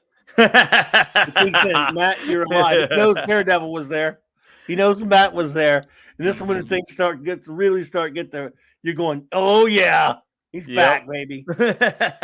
No, it starts to feel like that. This is the turn. This is where the tide starts to turn. Yep. Any great story you got to have when they fall down and get back up. Daredevil. Oh, sorry. Kingpin goes and gets this maniac released so he could use him for his own ends. And there's Melvin Potter. I love this scene where Melvin Potter's talking about, he doesn't know what to do. He doesn't want to do anything bad. And then you hear this voice. Melvin, make the costume. No one will be hurt. Pleasure to hear your voice, Daredevil. I love how he knows the shadow stand. Yeah, he knows, like, dude, yes, you're back. I was getting a bit worried, dude. I was getting timing on your part. One of the things that was funny on the TV show in the first and second season, when they first showed Melvin Potter, by the way, there were a couple little things, like they showed a couple of his gladiator weapons, even though in that continuity he'd never been gladiator. Obviously, he'd never been a villain. It was still kind of funny that they showed some of that. Just like in his garage, they showed the Stilt Man. For Stilt Man, yeah. Like, season 1, that was, right? Yeah, season 1. That was hilarious. So, at this point, Karen's still, being helped by Foggy. She sees Jerkface coming. She wants to help. Oh, yeah. She wants to get Foggy away from him as much as she can. This guy's nuts, and he's being told to put on the costume and told what to do. And Daredevil rides on top of a car, a la T.J. Hooker. Apollo's he's a rogue element, kills cops. No. And let's see here. Moving along to the action. This is where it really ramps up in action. I like how he's trying to explain to this guy what to do. He says, say it back to me. So 5B, say it back to me so I know you're not without ears. 5B, 5B, 5B, 5 beating the crap and beating the guy to death. 5B, 5B, 5B. No. It's a psycho. Oh, yeah, he is. I remember, I'm just thinking in my head when I first saw him, like, imagine, like, if you jumped into Born Again and in the middle of this arc with this issue, you're like, what is going on here? Why is Daredevil acting like you'd think, why Daredevil? Yeah, why is Daredevil? Exactly. So, oh, man. Anyway, she knocks Foggy out to save him so he won't fight the guy, and goes on the run.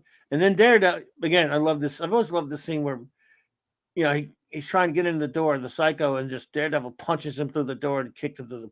That's a great panel right there. Yeah, that's a great piece. This way, Matt is on the comeback, man. He's letting you know, guys. Matt is basically, hey, don't call it a comeback. I'm here. I'm back. And I'm ready to fight. And he's ready to strike back at anyone and everyone who messed up his life. You're gonna get it for what you did to me. And this is once again, as you said, this is the fall and the rise or the return of type of story done very well. But also, how it plays out, which obviously we'll get to, is like, oh man, sorry, I almost just spoiled it. I'll just spoiled it. Yeah, we'll get there. We'll spoil. Yeah, We'll spoil it in order. yeah. Sorry, I got excited for a second. That's Like, cool. oh no, Yeah, I we'll gotta get there. shut myself up. So he's fighting Psycho Boy, and the guy's fighting back pretty well. But again, it doesn't take too long for Matt to take the punk out. Nah, Matt And- lays waste on this guy straight up. It wasn't even close. No, not even close. So Matt goes after. He's about what's his face is about to shoot. I like how he can, again, Paulo. he just makes a step something, makes a spike go through his arm, makes an icicle go through his arm. Daredevil takes out the other. Matt takes out the other guys. And this is a classic scene right here. Oh, dude! And this is a type of moment that would translate well in a. Once I know we're bringing it back to movies and shows here, but this is like the type of scene like if you had Matt and Karen separated, it would made them come back together that much more like a triumphant moment because. Look, obviously, like especially if they lay it with this type of imagery, because you feel like, oh my god, they're finally back together after all that. But they both had separate hurt, and now they finally have each other. Absolutely. Hey, Phantom Outsider, I love Stilt Man, dude. By the way, the owl was on the show. They just didn't call him the owl. No, they just didn't. Just Leela and Owlsy. Dude, I want my owl. I want him at the fangs. I want to have the ridiculous hair and the green outfit. Yeah. They did a nod to, obviously, before he got axed. But, dude, that's my owl. Indeed. So, yes, again, this is a wonderful, lovely piece of work right here. And sum up, Daredevil takes the damn costume from the guy. Thank you. Got a bunch of dead people. Paulo gets caught. Ben Urich's writing a story. Things are on track, and this is one of the greatest covers of all time. Oh, this cover, dude! You like those? The fire once again. The fire is burning the eyes of it, and this one you realize, oh, this guy's coming to town. Like, oh, dude, this cover is brilliant. This is a poster. This is a poster cover, by the way. That's a poster cover. I think it has been at some point. I don't know. Could be. Give me a red. Nuke is, of course, this. We'll find a sort of like a super soldier created. Who's not all. He's not all human. Let's put it like that. And he gets zipped up with certain drugs, which they did put in the Jessica Jones show. They put this character in Jessica Jones of all places. Yeah, they had once again loose at they were trying to obviously. I don't know what the hell was Jeff Loeb thinking when he wanted to have these characters more rooted in reality. I'm like, dude, just go all the way with Nuke. Go all the way with Iron Fist. Go all the way with the Owl. Like, what are you trying? I'm glad. Like, my guess is he must have had clashes with someone for Daredevil to get a suit because someone told me it wasn't Loeb who decided on that. Yeah, Loeb has done some dumb stuff, but yeah, they were trying to be grounded. Like, I don't hate it. He pisses me off. What he did to Avengers, Earth's Mightiest Heroes, he can go screw himself. Oh, I can understand, but as far as I'm talking about, like Daredevil, Yellow, Batman, The Long Halloween. Yeah. I like some of his comic work, and then here he is on these shows. I'm like, dude, because he was doing. What are you doing? He became just a company man doing dumb stuff. So yeah, to hell with him. Mm-hmm. Yeah. So Nuke, we get a little bit of look at what Nuke is, and of course, Kingpin uses some of his influence in government and even in the military to get Nuke, and basically he wants to bring Nuke in and go after Daredevil. And he played it smart too, because he knew if he went through the government, it would make the government look bad and not him, because he's having the state, take it out on Daredevil. Because once again, it shows you how much of a planner Fisk is. Every time he plans out how he's going to take out someone or put them in a position of hurt, he's thinking, how could this come back to me? How can I make sure it doesn't trace back to me? That is, I mean, I'm not going to acknowledge someone for being good at planning on how to hurt someone, but obviously you got to have a level of intelligence to do that, because you obviously have put thought into it, even though it's terrible. Yeah. Yep. Well, he was a master manipulator. Mm-hmm. Ben Urick meets with Foggy. Mm-hmm. And Basically, I think Foggy gets Glory a job being a photographer with Ben and the Yes. Bugle. That's what I thought it was too when I was seeing this. And Nuke's on his way back to the States. Mm-hmm. Kingpin is doing Kingpin type stuff. They're leading up to a pretty big confrontation. And they think everything's going okay. They're going to take out the Kingpin legally. So they're going to go interview Lois. Mm-hmm. And I don't know how smart this was but they got a bunch of cops. They think they're fine. Glory's there to take the pictures. Ben's there to do the interviewing. And you got 3 cops in there with Lois. Yep. Yorick, Lois. So they're all cordial and everything. Don't have to lock it, Coogan. There's plenty of us. Coogan, what are you? Oop. Yep. Cops again. Boom. And that's perfect scenario to why you do this, because you're thinking, okay, they're protected by all these people.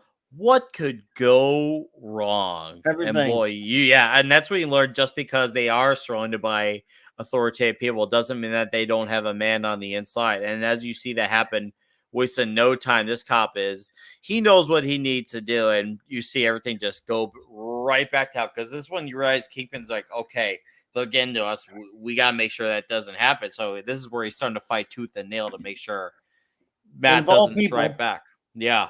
All people, Ben has to save the day by fighting and stopping the bad guy cop. Yep. Once again, pistol whipping. I mean, low profile Ben Yorick story at sometimes. Yep. And Kingpin brings in Nuke. And start look at this, a great page here. Look at this coloring in it. Coloring is just a magnificent. And he gets him all worked up with all of his manipulating him with his stuff. With a patriotic speech. The soliloquy, whatever you want to call it. Yeah, he's trying to get him to talk about, like, hey, look, this is what happened. Like, don't you remember? Like, he's really like he wants to get him in that state of mind to, like, but except I need you to keep that state of mind for when you're going up against Daredevil. He's the problem with everything. Yep. And Daredevil's working in Hell's Kitchen. Mm-hmm. And along comes Nuke and just decides to start whacking heads and just blowing crap up in Hell's Kitchen. Why? Well, I don't know. I don't know why I thought this would work, but whatever. It's wacky. But boom, starts blowing shit up all over the place. And it's time for Daredevil finally to go to work, right? Get in the damn suit. And boy, does it feel glorious when he gets right back in the suit and you see that Billy Club level Nuke in the head. Like, oh, yes, he's back. Like, oh, man. I remember that triumphant Give me a red. He's got a reds, white, and blue. Different. Just give me a red. That's when he's ready to fight red. And look at this. Is one of the most. All these friggin' last pages. All these are just unreal. It's one of the greats right here, man. Yeah, Keanu Reeves, like, he said a few years ago about after John Wick 3 came out, and someone was like, "You're breathtaking." He's like, "You're breathtaking." No, sorry, Keanu, you're great and all, but this page is breathtaking. Absolutely. Next, Armageddon, and just an astonishing, wonderful piece of work. And this cover, oh my god. Dude. And when I saw this as a kid, oh my goodness, Captain America? Yeah.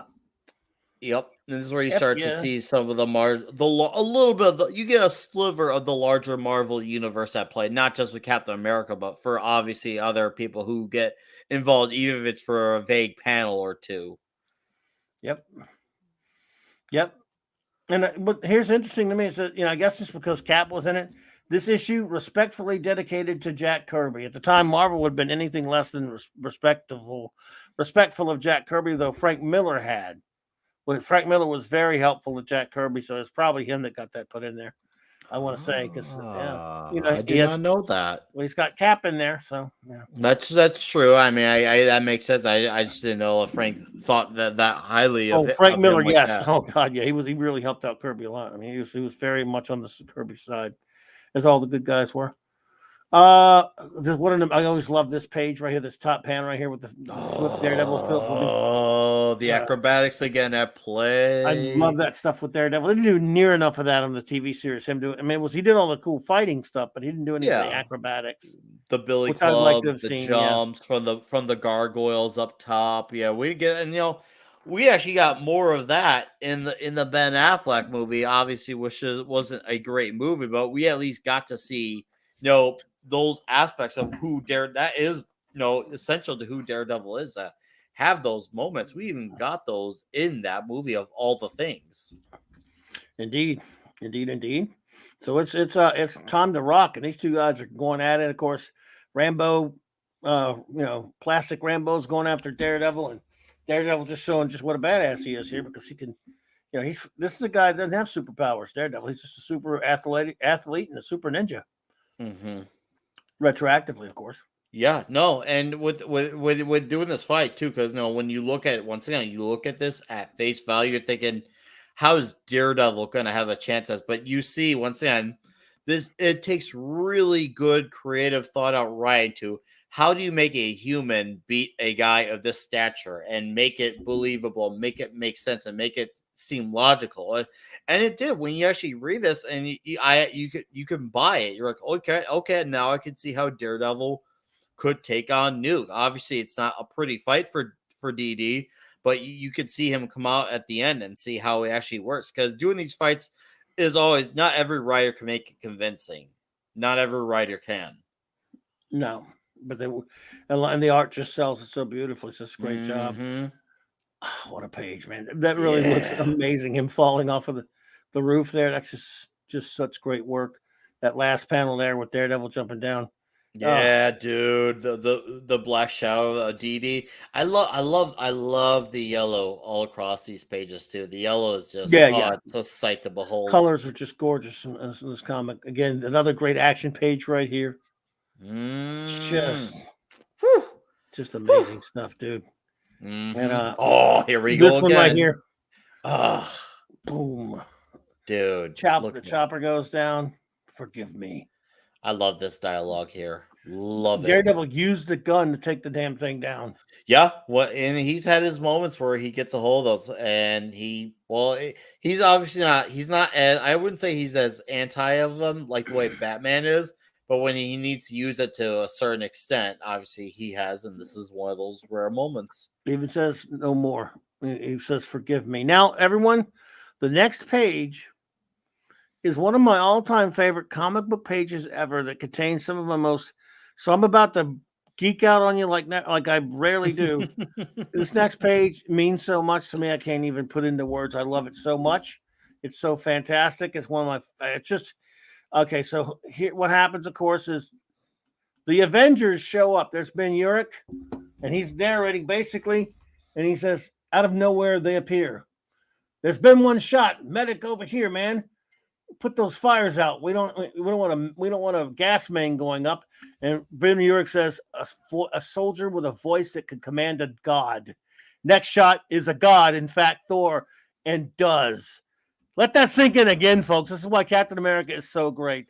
A soldier with a voice that could command a god, and does. That that dialogue. One of the greatest bits of dialogue in all of comic books, buddy. Whew.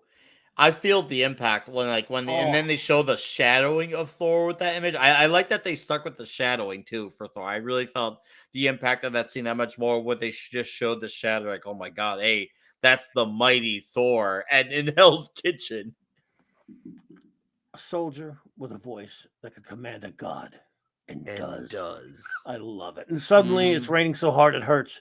Everybody who can falls silent except Matt.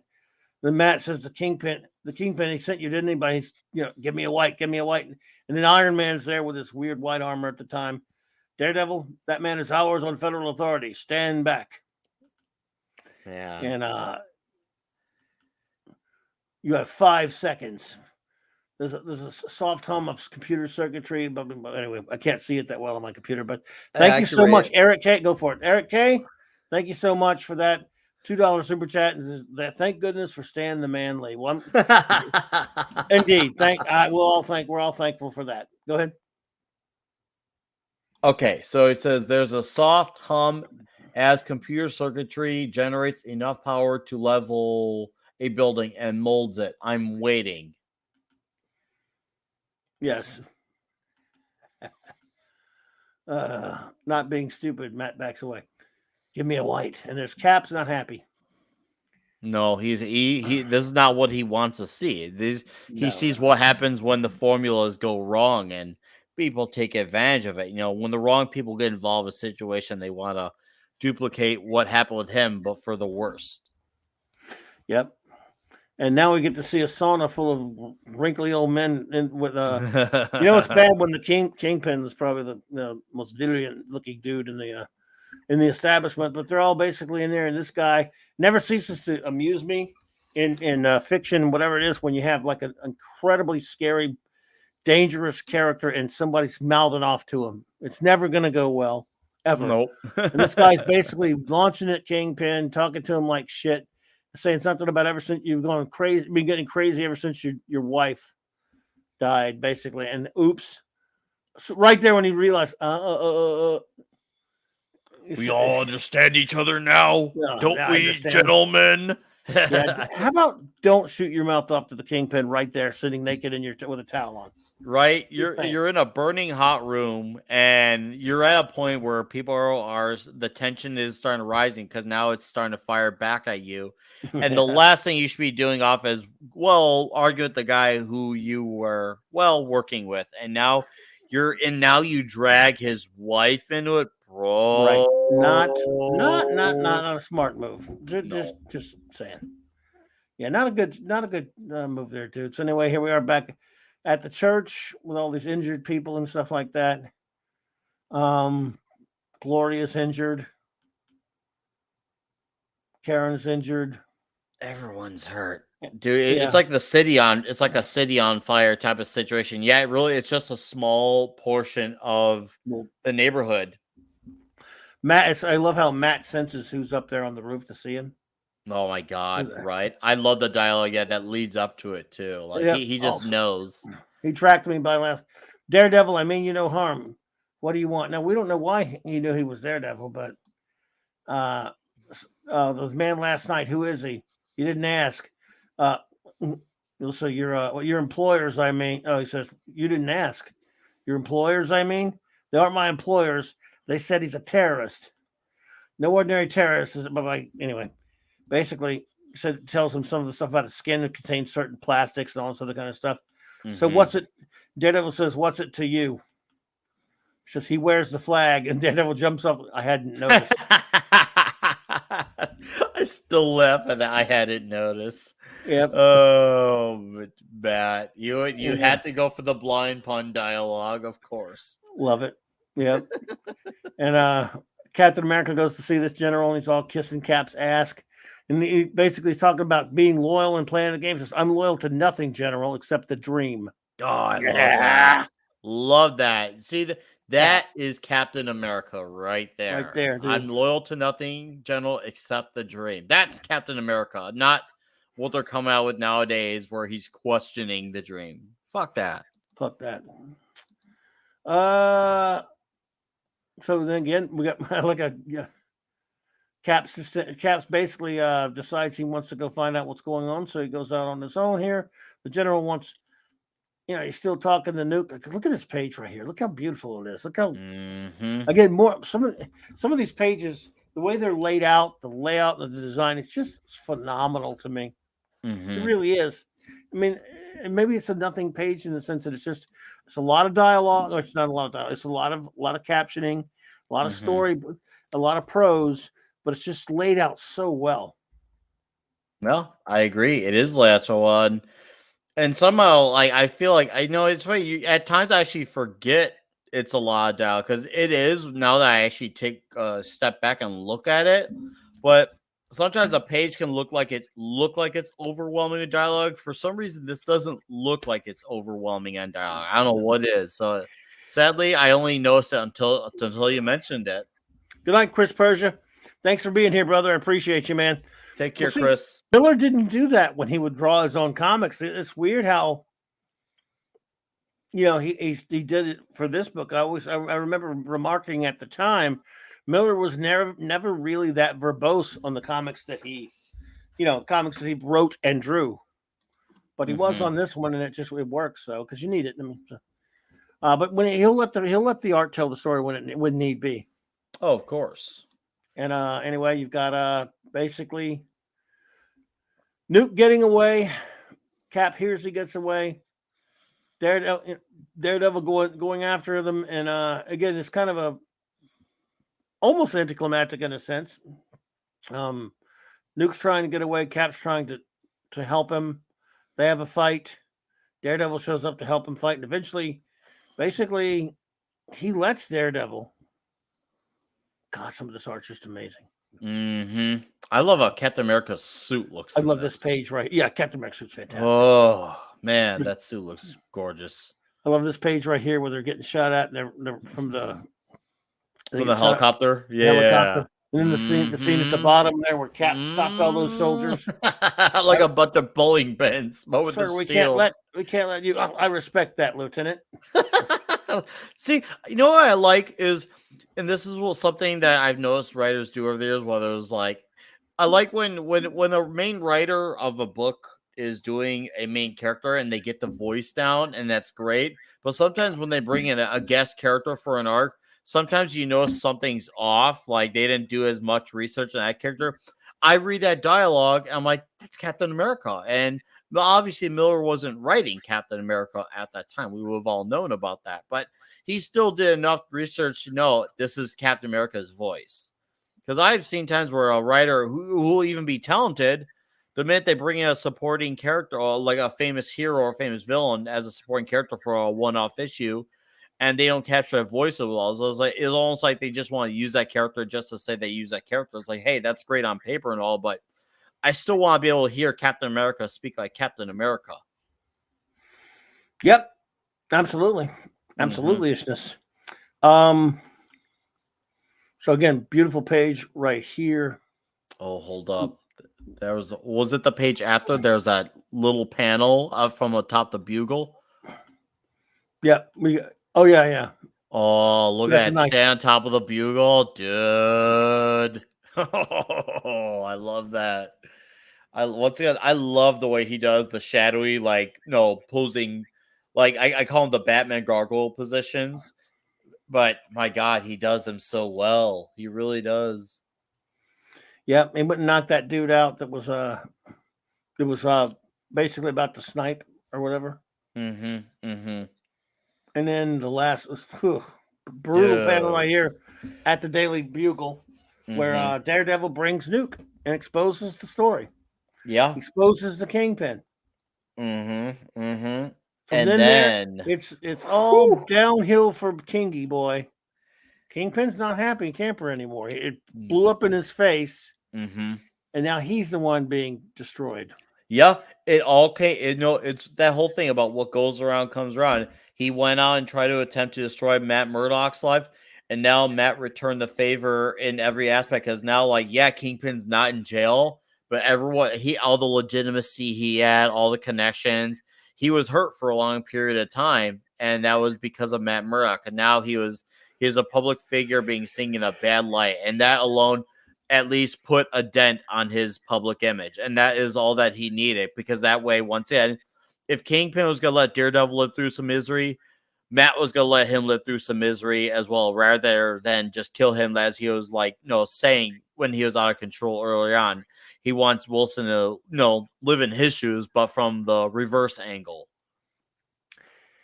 Well, there you go. And there he's finally hit that. He flipped it around on him. Mazzucchelli signed this last page. I love that. And it's Hell's nice Kitchen. to see Matt and Karen being Matt. And Karen looks like she was, well, it looks like not like Karen we saw the entire arc. So it's nice to see her say, hey, look, we're us again, type of thing. My name is Matt Murdock. I was blinded by radiation. My remaining senses function with superhuman sharpness. I live in Hell's Kitchen and do my best to keep it clean. That's all you need to know. I love that. Good night, Max. Hey, Max, take it easy, man. Seriously. Have a good one, bud. I love these dialogue. I feel like some of these dialogues could be, how you have famous paintings of certain old legends. and like famous like wisdom type of people like Thomas Sowell. I feel like a lot of the dialogue in here could be used for like, for quote sayings and stuff like that, because there's just so much powerful words being spoken here in this book, or books in this case, depending on whoever's reading, whether they still got the original floppies or the collected edition. I think this is like on what, the 8th, 9th, 15th printing. Oh, good Lord. I mean, yeah, they've been reprinting it since the late 80s. So yeah. I mean, it's probably, look, I couldn't tell you exactly off the top of my head what is the most reprinted saga that has been collected into a trade paperback. Many times erroneously referred to as graphic novels. Watchmen, Dark Knight are probably the two most printed ever. I would not be surprised if this is somewhere close to the top 10. I don't know if anyone's keeping score on that or not. But yeah, it's huge. It's been this now. Again, there have even been some later editions. This is the one I have. This cover. I think they've done other covers as well. And, really? I think, don't quote me on that, but I think they may have done, as far as the trade, I like this one here, though. Oh, I like this this is one beautiful here. cover. I'm fairly sure I've seen some other covers, but I don't know. But this is the best one. That'd be, again, like you were talking about, some of the other covers would be. So would this be a wonderful poster? In fact, I think they probably made a poster of this. I've talked to many people of different backgrounds, whether it's political, religious, or of an ethnic background, and a lot of those people all connect to Matt Murdock's story, even with his religious faith. They still resonate with that because they understand the hate and where Matt's comes from, and obviously they see him use his faith as a way to become a better person. And he obviously lives with the Catholic guilt. That's a very essential part of Matt Murdock. You see them handle that in a way where anyone could be that person, and not just, I have to be this person to look like that person to look like that thing, which is nowadays how everything else is written nowadays, is for everything to be for one type of person only. You can relate to Daredevil and his pain and not be blind. Are you sure? I think you should have to be a blind guy to play Daredevil now. In fact, you know what? If we want to really be consistent with modern times, you should have to be blind to read this comic. Oh my! Now you're committing to this. Oh my! Thank you, Steve Mitchum. Thank you for that, bro. Appreciate it. Take care, Steve. Nice to see you, man. But yes, I mean, I can't relate to Daredevil because I can see. I can't see myself in him because I have my eyes. Yeah, this character's terrible, everyone. I mean, think about how because we can't. How can we relate to him if we're not blind? You're not supposed to like this character, guys. You're not supposed to relate to this guy's pain. You're not supposed to relate to his love life, his religious life, his superhero life. He doesn't. You don't have his handicap, so there's something wrong with you for trying to link yourself to that. Something wrong with you. That's right. Don't you forget it. And don't you forget it. Oh, no. Well, I tell you what, man. I think we covered it. I hope we covered it well. We kind of talked about this one. This is kind of the way I like to do it. I like to look at it visually without showing everybody. I mean, we're showing them the page, but you can't see you can't sit there and read it all because it's impossible. It's so small to see it. But we're giving them an idea how great the art is. We are definitely talking and reviewing and breaking the whole story down. I love this story. I think it's one of the greats of all time. On a scale of 1 to 10, what do you rate Daredevil Born Again?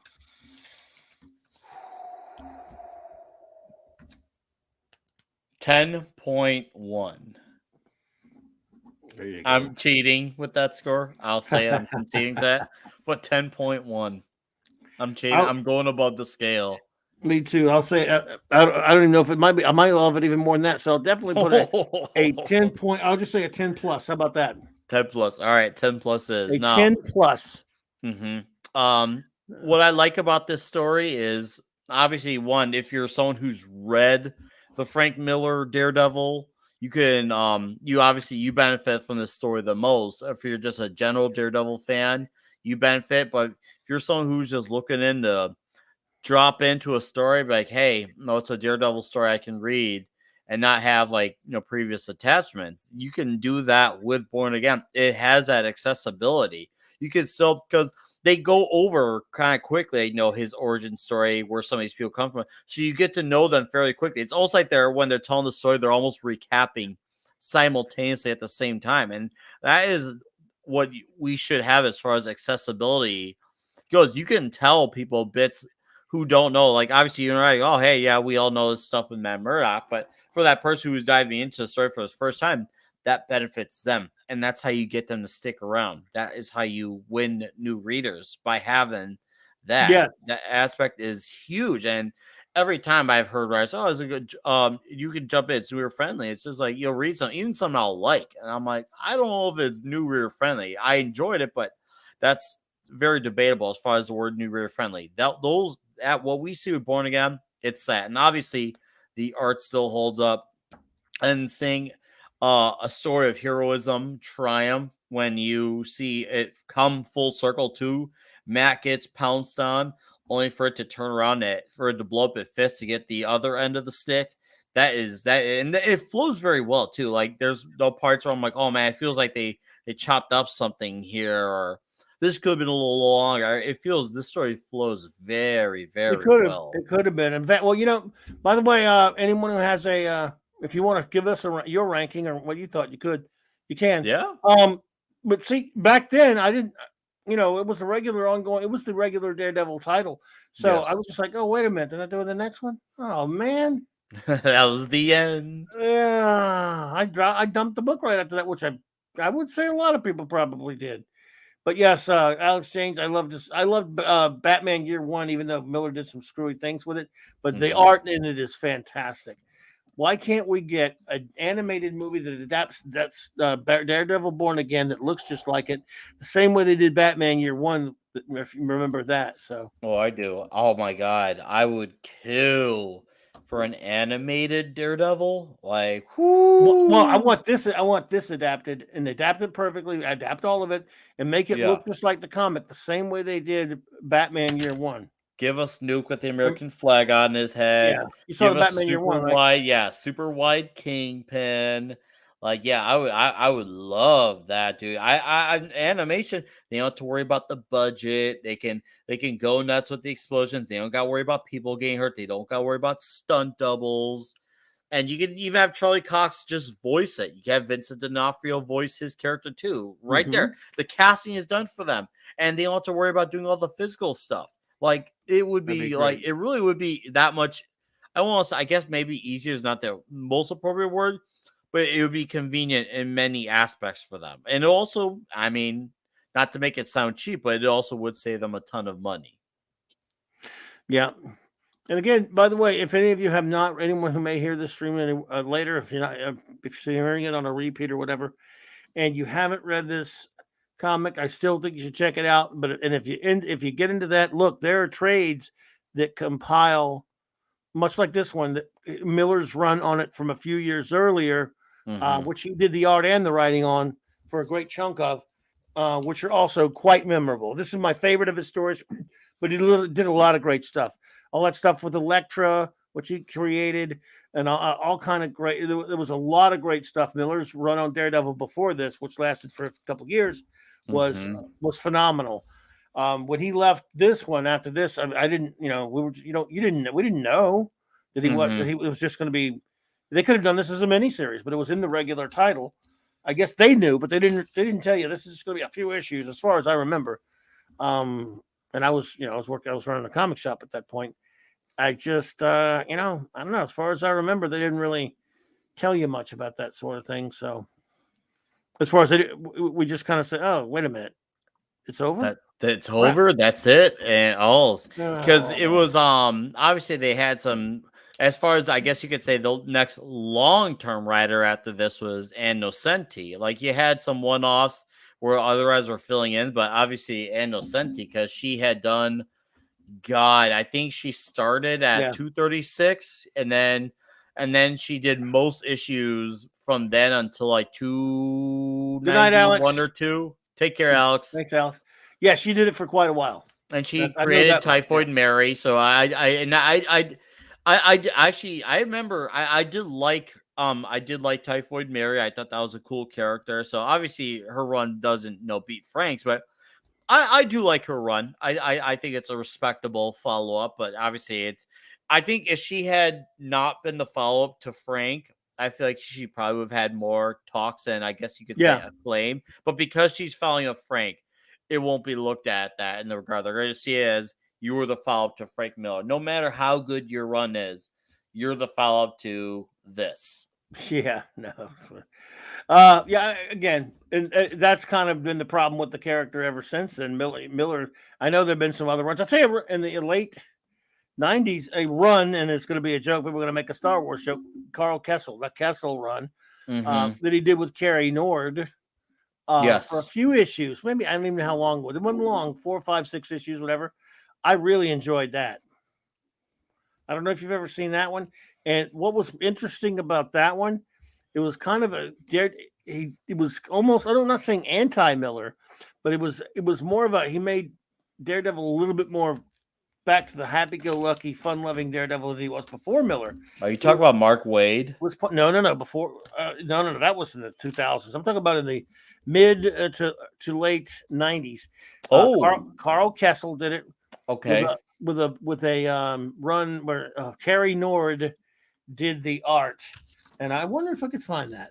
Was that before Kevin Smith or after Kevin Smith? Yeah, way before that. Way before. Okay, because I don't know if I am or am not familiar with that. I'm trying to think. My first ever Daredevil comics was from the original Volume 2 relaunch.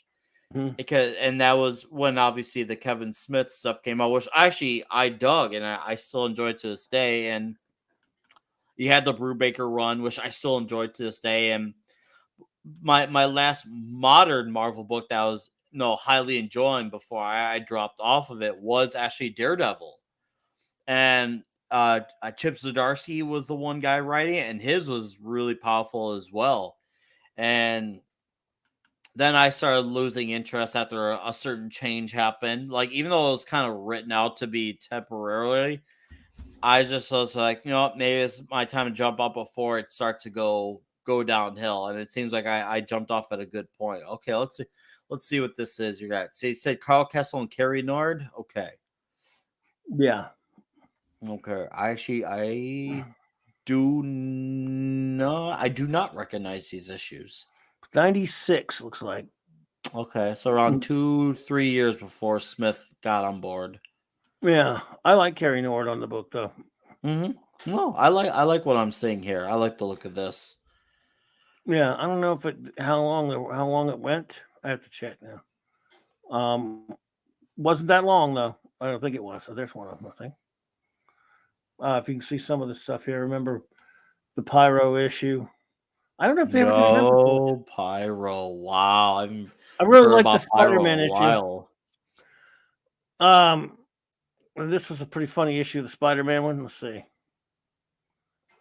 If that's the right one. Let me make sure if this is the right one I'm thinking of. Yes.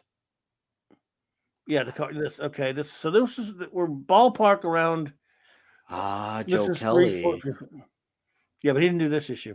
This is this is when Carl Kessel was doing it for a while. 354.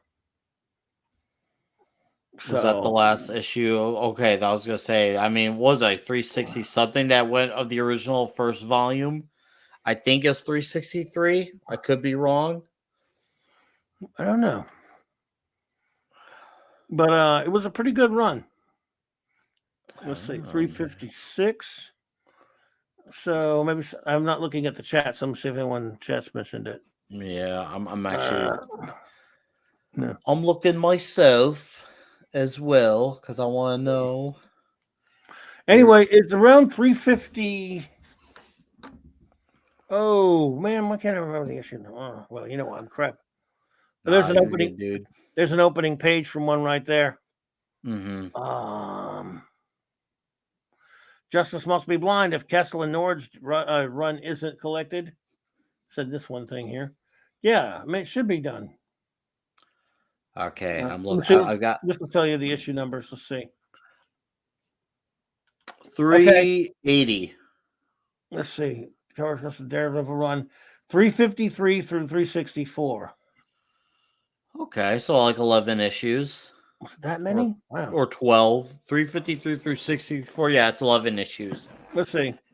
Yeah. Reader, Carol Cussell, Karen run on Daredevil. Was it that many? I didn't realize it was that many. Okay, so that's a good little run. I enjoyed it, though. I thought it was a lot of fun. It really is ridiculous. Has not been collected yet. That's not still hit. So I guess this was a couple of years ago. This article's written. So there you go. Well, anyway, if you can ever find them, I'm at to hunt for some of this Daredevil stuff. I mean, I'm at that. Maybe I'll have to ask 24/7 because that man seems to know how to find a lot of the singles. Because obviously I'm gonna look for collected editions first. But if I can't find them, then I'm sure there's some nice cheapies out there. As long as I can. As long as the spine is holding where I can read them, I'll do it. I'll bite. I don't care.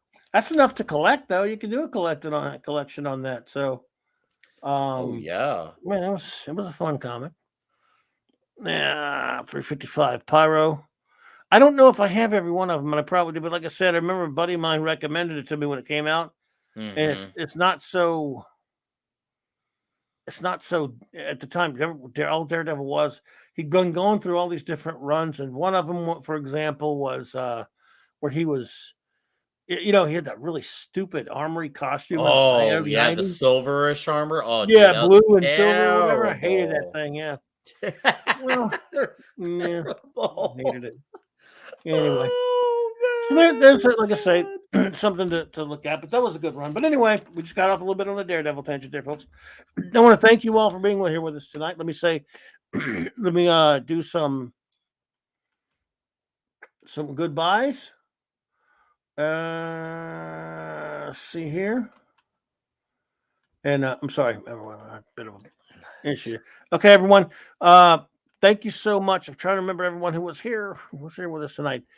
Matthew Pounder, the great Matthew Pounder, of course, the great wrenchers Chris Persia and Eric K and D Bud Martin, of course, the great Mark D with a C, chief engineer.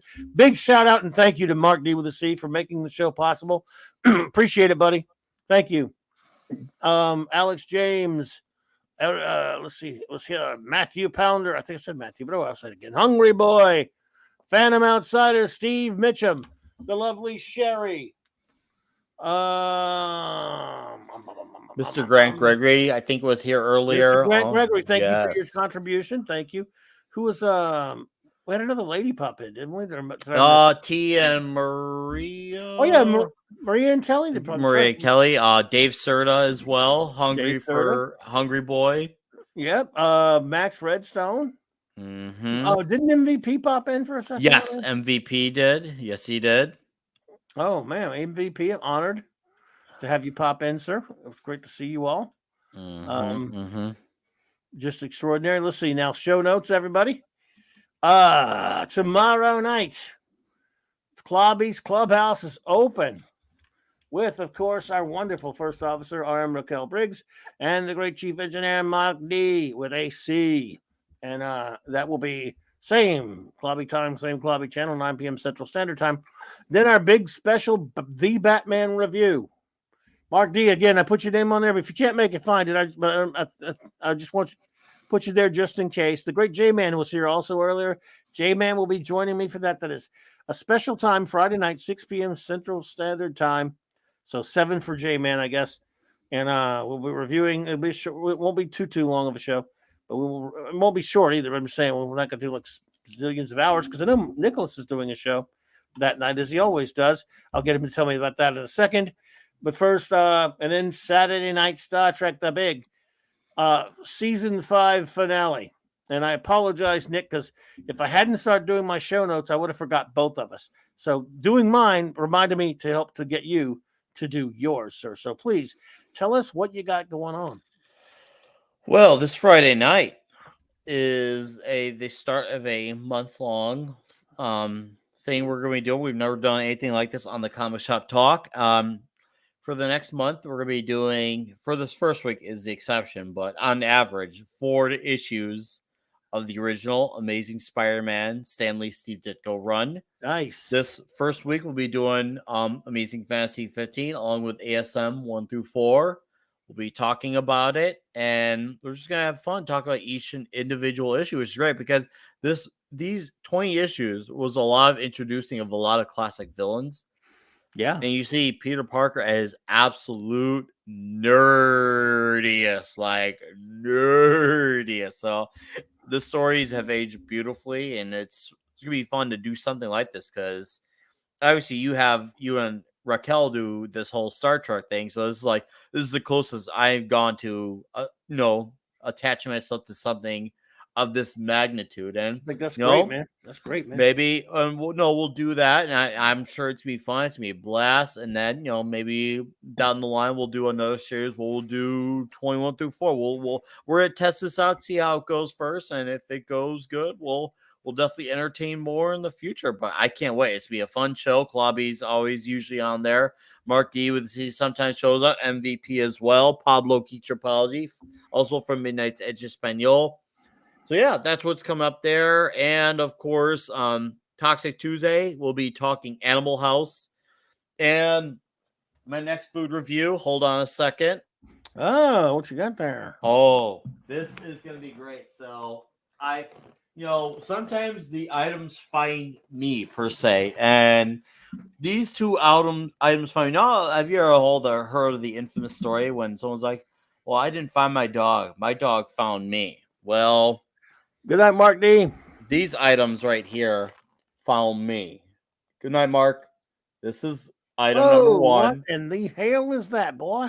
Key Lime Hostess Cupcakes. Wow. And then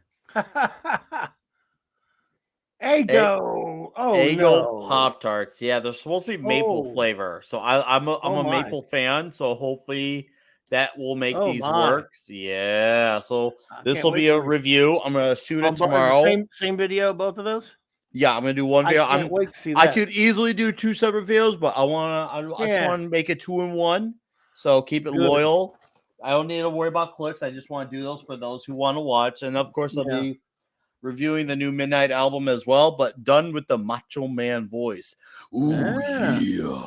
Keep your eyes and ears open for those videos. I promise they're going to be good. Oh, yeah. And chat, you've been awesome. Clobbering, thank you for inviting me on. Thank you, has bro. been always awesome to talk Daredevil, and I can't wait to see what other project we attach ourselves to down the line. That's a one-on-one. Many more to come, dude. This was, I don't know about you, man, but I had a blast, and it's always great hanging out with you, brother. A lot of fun. Just sitting there, kicking back, talking about what we love about a great comic, and we're going to do this a lot. The next comics review coming up soon will probably be Mark D and myself reviewing Frank Miller and Chris Claremont's Wolverine miniseries. Oh, I'm curious just to hear your take on that. Oh yeah, well, got a lot to say about that one. It's a classic, and so it'll be a lot of fun. Upcoming ones will be. I had so much fun doing Kingdom Come a couple of weeks ago with Jay, man. We're going to try to get some more together with him. Loki and I, in the not too distant future, will be reviewing Batman versus Predator. But we've got a lot of stuff come, but the next one I know for sure in the next couple of weeks will be Wolverine. So thank you all so much, everyone, for being with us here tonight. I really appreciate you guys. And as always, shout out to the great Stone Loki for this intro, outro, everyone. I will see you tomorrow night. I got more Spinner Rack videos coming one tomorrow and then more than a week. So thank you all so much. Clobber on, clobberers.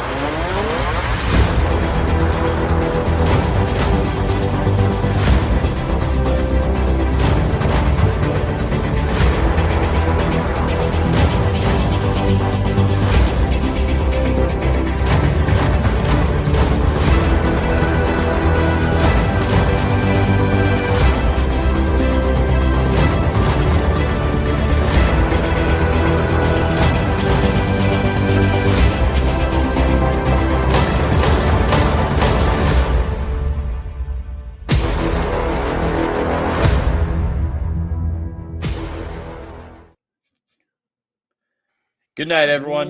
Good night, everybody.